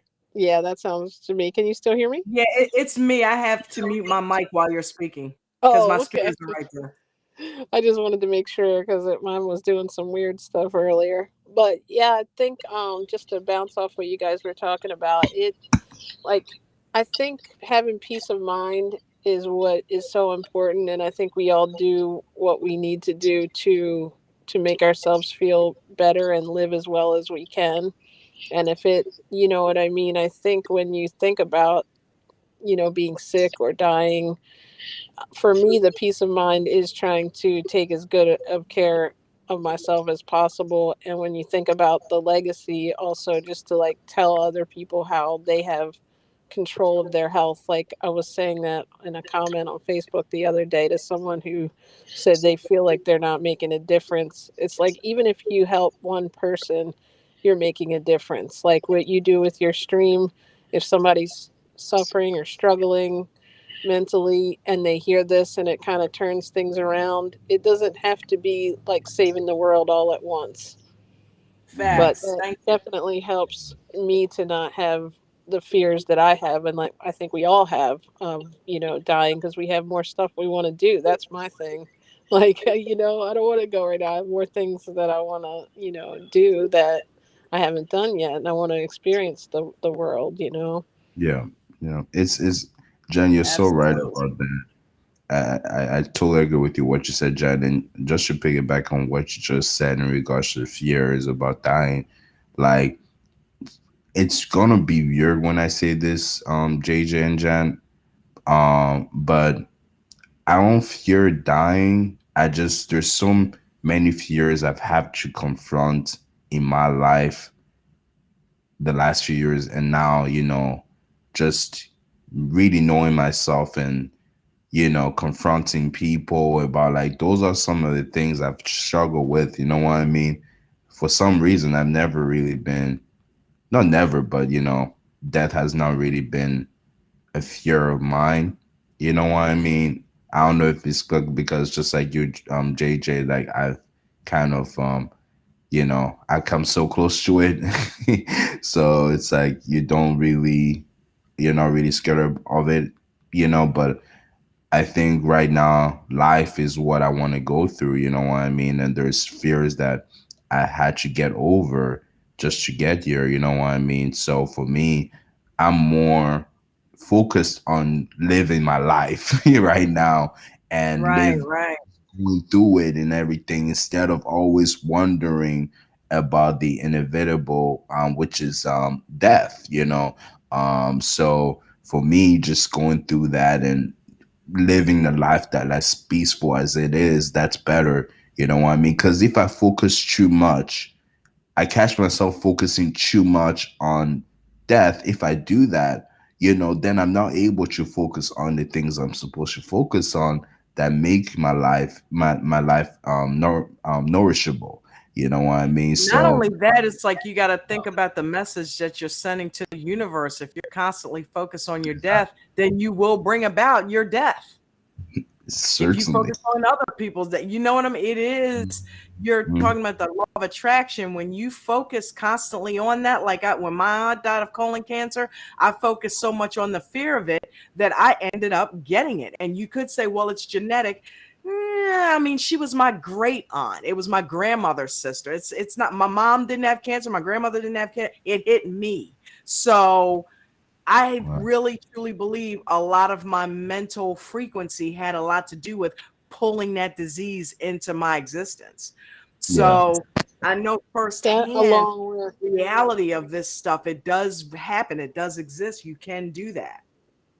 Yeah, it is. Yeah, it's crazy because when my mom passed away from ALS and everything, I was for a few years I was having fears that I will also have ALS as well because they say that it's a genetic disease and everything. So I kept on having that. I had that crippling fear for a few years, and remember when we talked about Jen and JJ, like before, how I was feeling guilty of her death and everything. And so I had to get through that and had to go over that because that was affecting my life. You know what I mean? And I was like, yeah, just like you said, JJ, the energy that you project towards the universe that ends up, coming back to you in some way. You know what I mean? So I didn't want to go through that. Of course, you Right. grieve for your loved ones, but at the same time, too, don't take too much of that pain because you have to be careful of how that you take that pain because you can end up pretty much duplicating that pain out as I always call it. You're pretty much replicating that and you end up having the same fate. So I don't want to I didn't want to go through that and everything. I grieved normally, and I was like, you know what, let me celebrate my mom's life, celebrate her life. There you And go.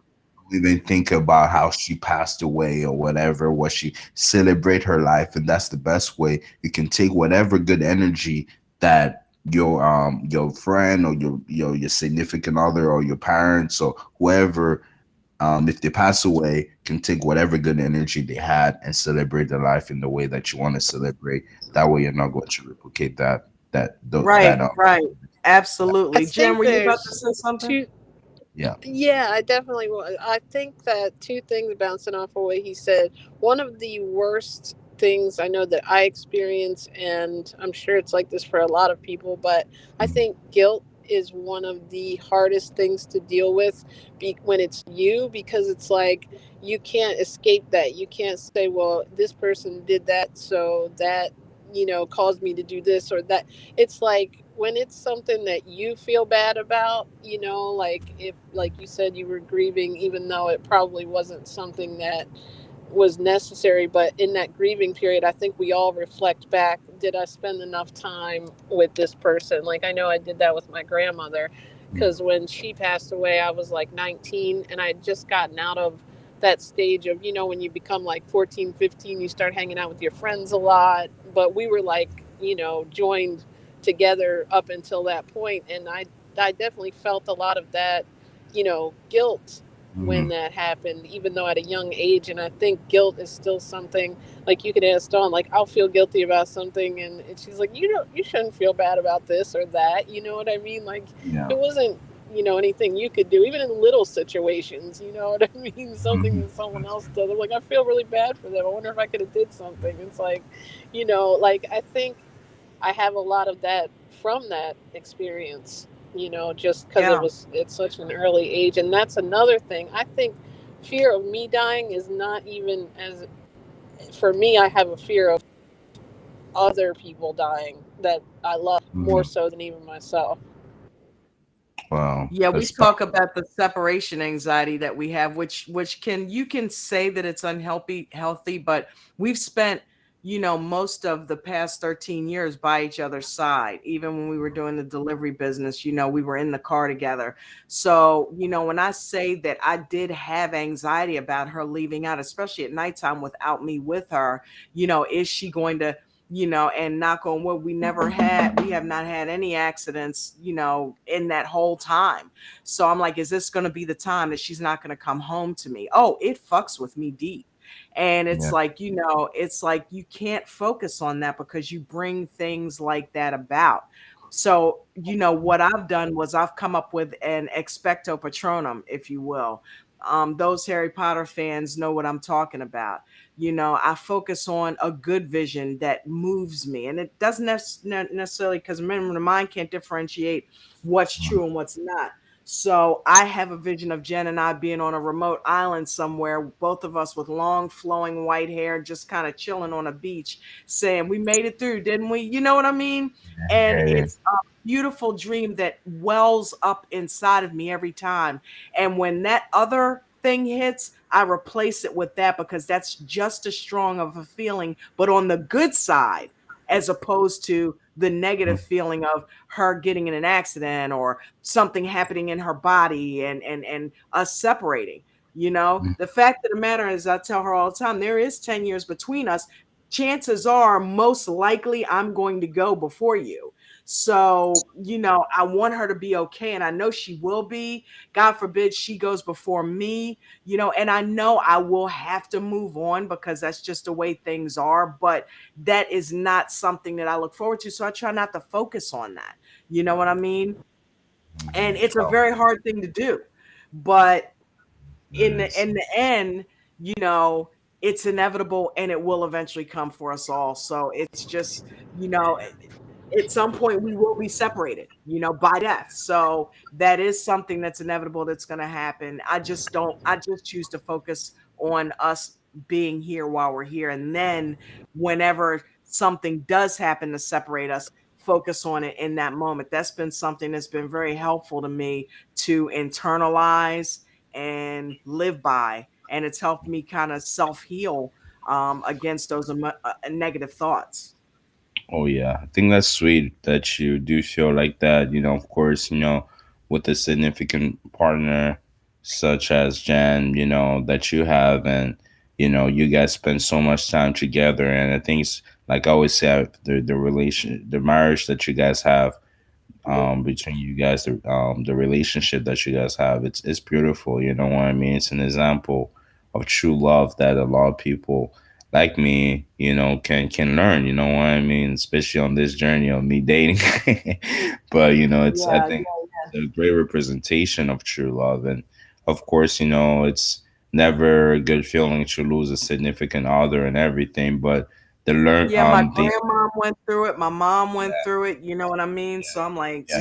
nah, I won't want to deal with that. Yeah, But don't go through that exactly. But I think you and Jen, you guys are dealing in a very healthy way. It's like death is inevitable, and when it happens, we'll deal with it like it is. And I know I've seen I've seen people go through it, and on dealing with when the significant other is gone, they don't know how to move on with their lives. They don't know. It's hard, you know what I mean? It's easier said than done. Yeah, it is. It You know is. what I It mean? really is. Yeah, I can't fault anyone from not being able to move on, because this is a person that you loved, you spent every moment with.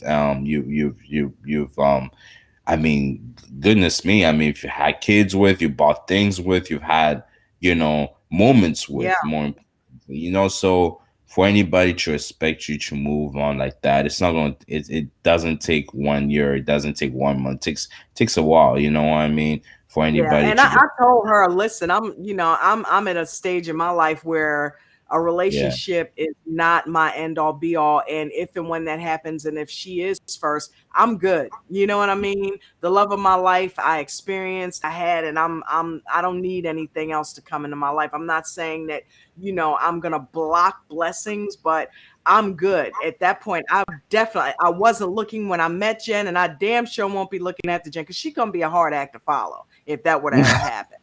So I'm like, I am not nah, I can go it alone. You know what I mean? I can go it alone after that. I can hey, it's less drama in your life. You feel me? She gave me yeah, everything that I needed. So, you know what I'm saying? And it's like I can move on from there and just live with our memories and be happy and move on from there. And of course I wouldn't be happy, but you know what I'm saying? It's like yeah, exactly. I know what you she's it mean. for me. So there will be no more after her. So, That's right. if I do outlive her. So that's all there is to that. But at the Yeah, same time, I'm happy to have had the time, because hey, listen, I had some times before that. So it's like, you know what I mean? I did my playing. You know what I mean? It's like, you know, that's why I was so ready to good. settle down when I did, because I had that fun. I went out and did the clubs and had relationship with male and female, and I've lived that. So I don't need to go through that again. I've had what a lot of people look for. I've been blessed to have.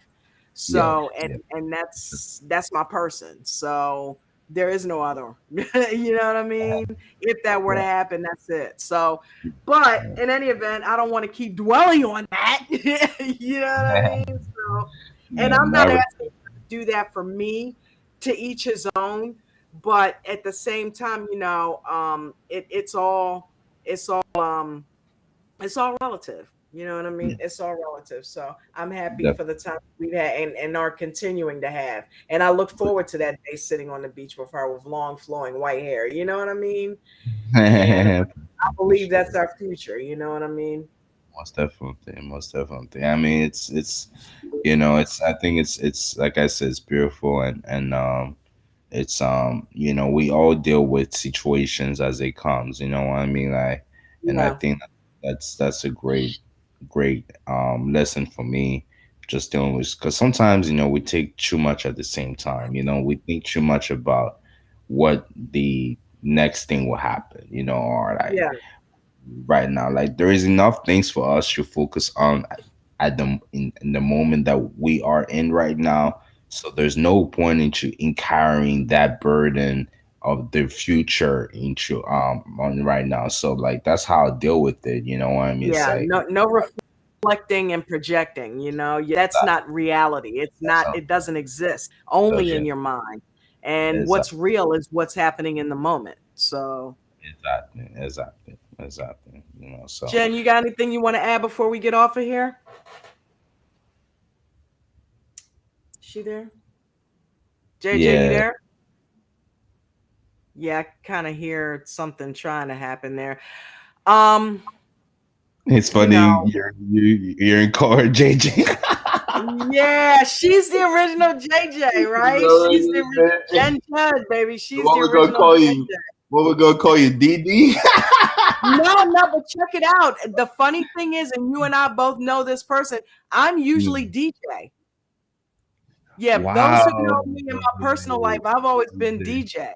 So because of my government name, and her government name it's J and J. So she grew up with the nickname JJ. And ever since I've been 30, I've since I'm about 25 years old, people refer to me as DJ. So yeah, when it was DJ's Raw and Cut Truth, I think that, yeah, hey, DJ's Raw and Cut Truth, what's that about? You know what I mean? So Yeah, yeah, yeah, yeah, yeah. my real Oh, nickname is that's DJ. interesting, man. Yeah. That's what's up. That's what's up. That's what's up. No, that's interesting because yeah, I know what your name is. It's just like I was like, I'm so used to calling you JJ. And then Right. when I saw vegan JJ, I'm like, oh, what's going on here? It was so weird because the first couple of months of hearing people refer to me as that on YouTube, I'm like, wow, and it's so funny. I would tell her all the time, it's no so funny they call me JJ when I'm actually DJ and you're JJ. You know what I mean? I think that had something to do with why she put vegan knowledge in. I'm JJ, I'm JJ. That is But funny. the J and J actually is the two of our last names, first initials. So that's where the J and J came from. So she is represented in that as well. So Oh, I see. yeah. That makes sense. That makes sense. Okay. I But was wondering what the backstory was on that. Yeah. yep, J and Yeah. J. So Yeah. hey Jess, she having a hard time getting in and out. You there? Wait a minute, hold on. I gotta let her in. Oh. You there?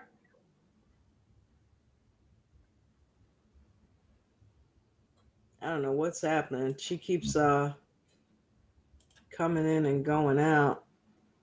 Let's see here. Let's remove that one. Jen, you there? Oh yeah. Hello? Shit. I think you removed both of it. Try one more time, honey.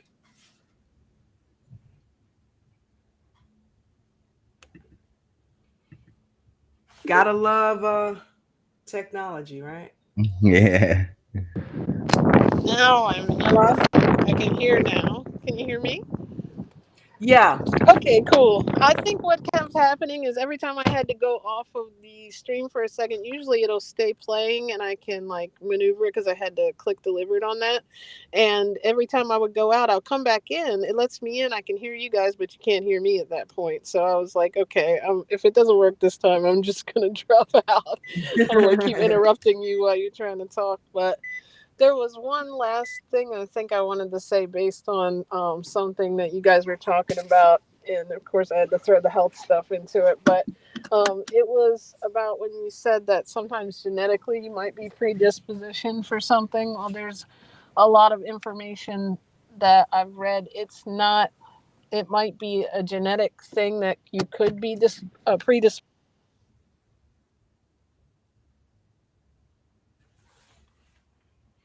But I know where she's going with that. It's not a guarantee. Yeah. Yeah. That it's gonna happen to you. Hold on, let's try this again. You there? Yeah. Okay, so you where you left off was with while it is a disposition, what were you gonna say that it's not guaranteed you're going to experience that, right? Okay. I think we get it. I think we get it. I'm trying to end the stream anyway, so because I want to get out there with her on the road and work on this intro. So anything else you want to add before we go, DZ? No problem. Yeah, thank you so much, Sister JJ. I appreciate you, man. Thanks for letting me in and sharing this lovely stream with you.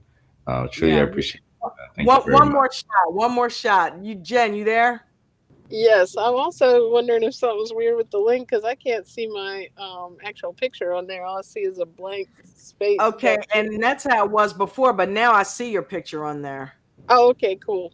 Well, anyway, all the technical difficulties. I don't know how much you heard of the last thing I was saying. I was just we telling you. we heard you go into the fact that though it could be disposition, it's no guarantee.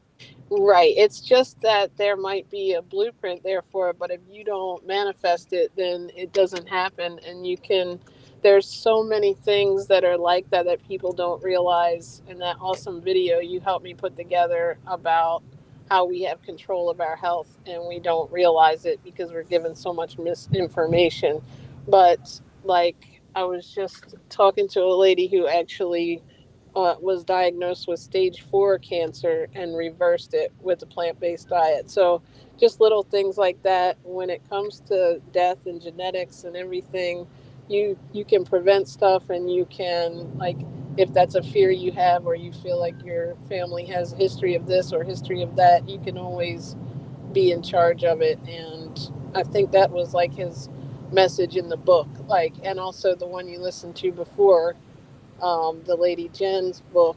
It You can, whether it's with your mind or your attitude or your health, you can actually change things around. You're not Things aren't destined to happen to you. You can actually have some control of that.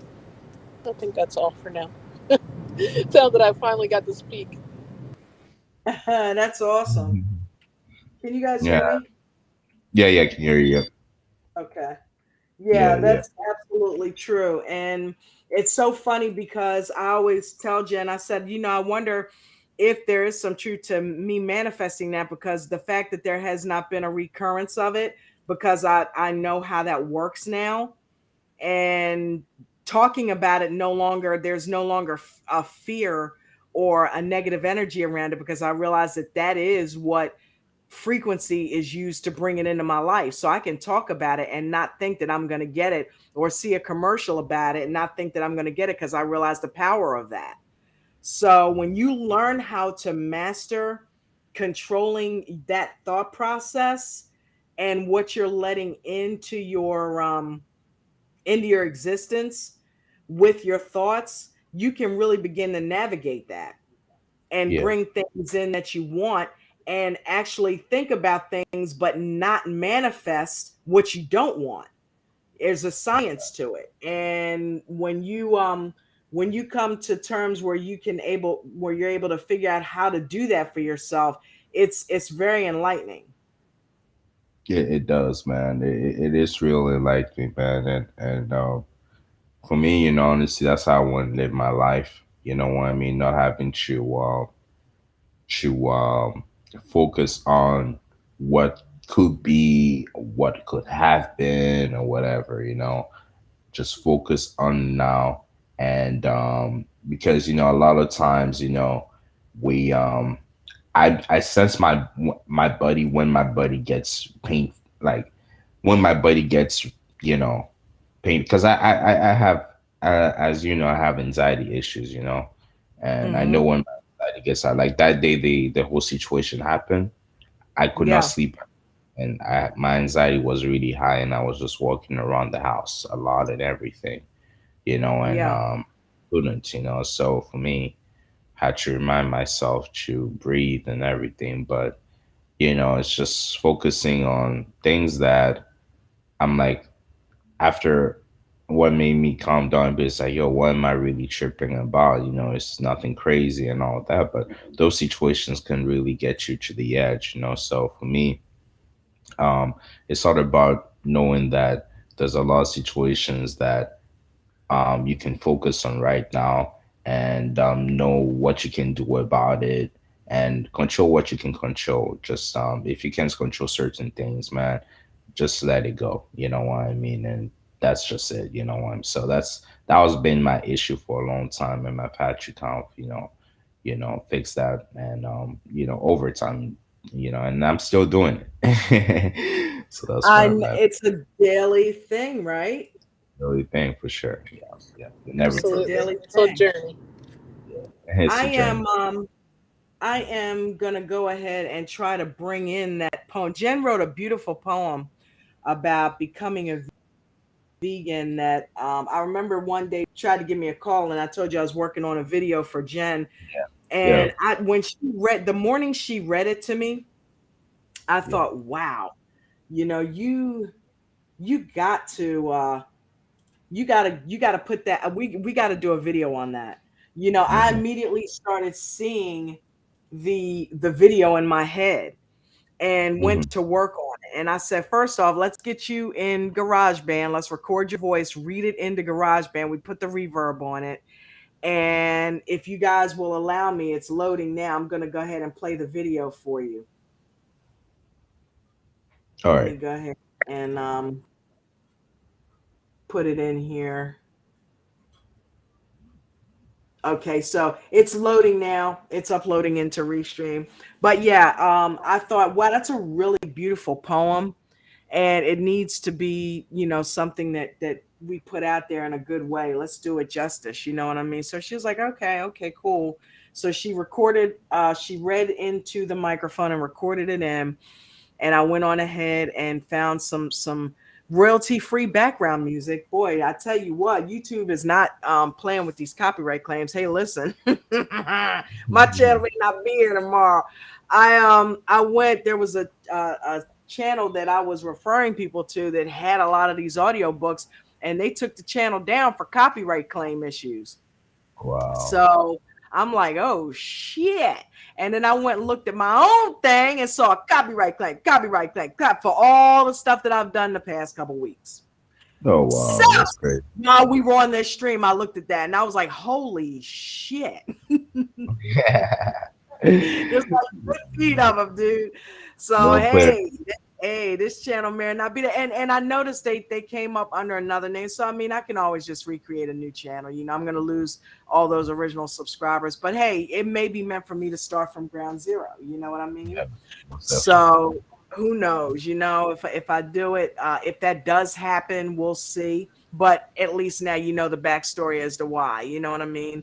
You can't just listen to books on YouTube. Even though I did put the links to the book in there, it still is a copyright claim, I guess, because that the authors and those guys actually own the rights to that. But there is a such thing called fair use. And you can dispute copyright claims because if it's used for educational purposes, which a lot of these are, basically like a seminar type of deal and educational purposes, then you're allowed to use it for fair use. So Okay. I'm hoping that's why I haven't been taken down thus far. You know what I mean? But Hopefully that's we'll see. yeah. We'll see. And I don't know what's happening. This is still uploading. So I don't know.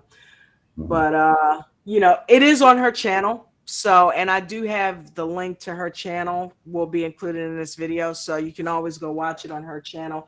I tried, Jen. I was going to go ahead and play it, but it's still, in the uploading stage where it's like fizzling and it's not even like beginning to upload. It's just trying to upload. So I don't think we're going to be able to watch it because I'm just going to sit on here forever and ramble and it's not loading.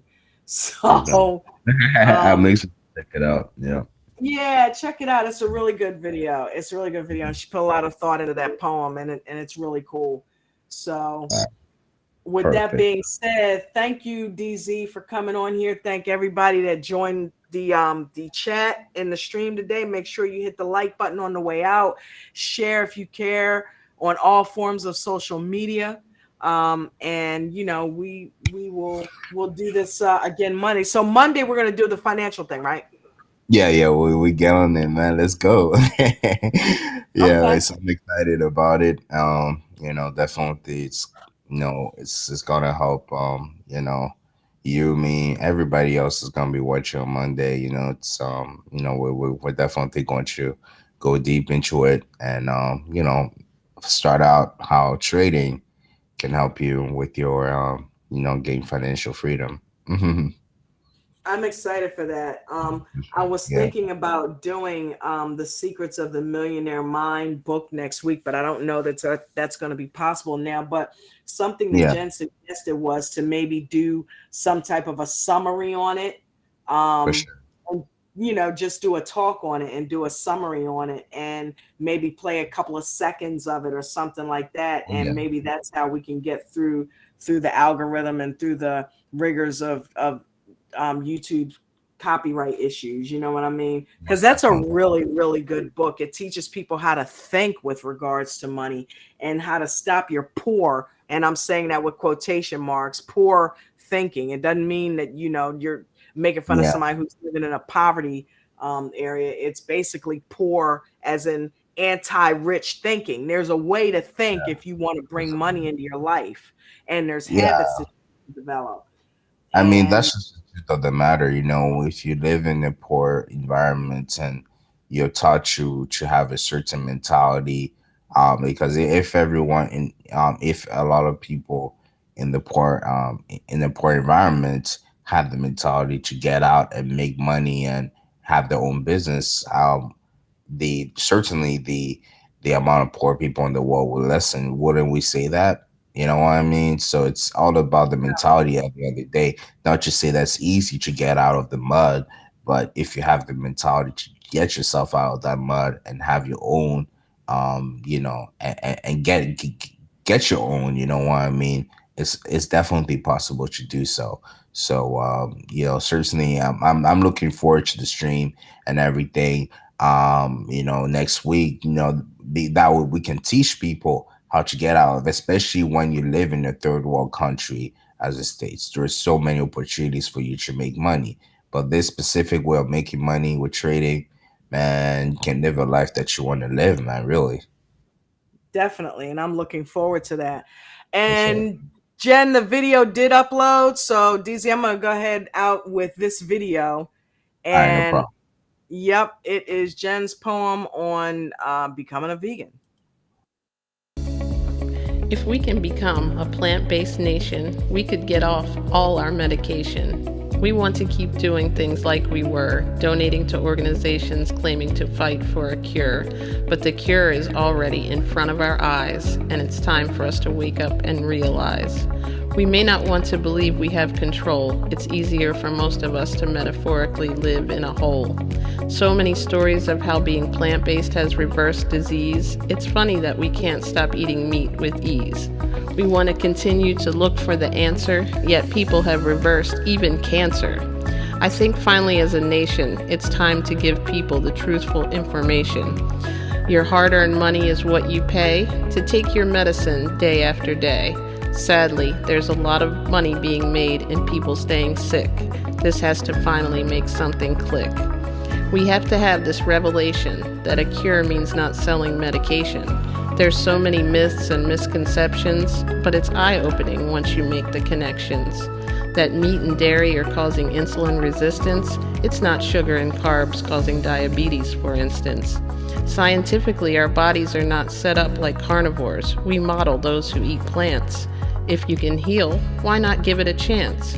You follow your car's owner's manual for what gas it takes, yet for our bodies without care, we feed it steaks.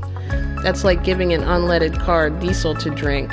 Our bodies will reject it, don't you think? I'm not here to tell you what to do, but to be a voice, that when it comes to your health, you have the choice. With just a few adjustments to your diet, I can help if you just want to try it.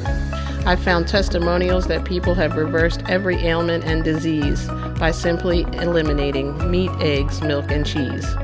There's a tasty substitute for all the things you already eat. You can get all your nutrients without eating meat. Save the animals, the environment, and yourself just by making a few different selections off the grocery store shelf. It's never too late. I've seen it work at all age ranges. It's my passion, and I can't wait to hear about your positive health changes. It's time for the world to wake up and heal, and you can start with your very next meal.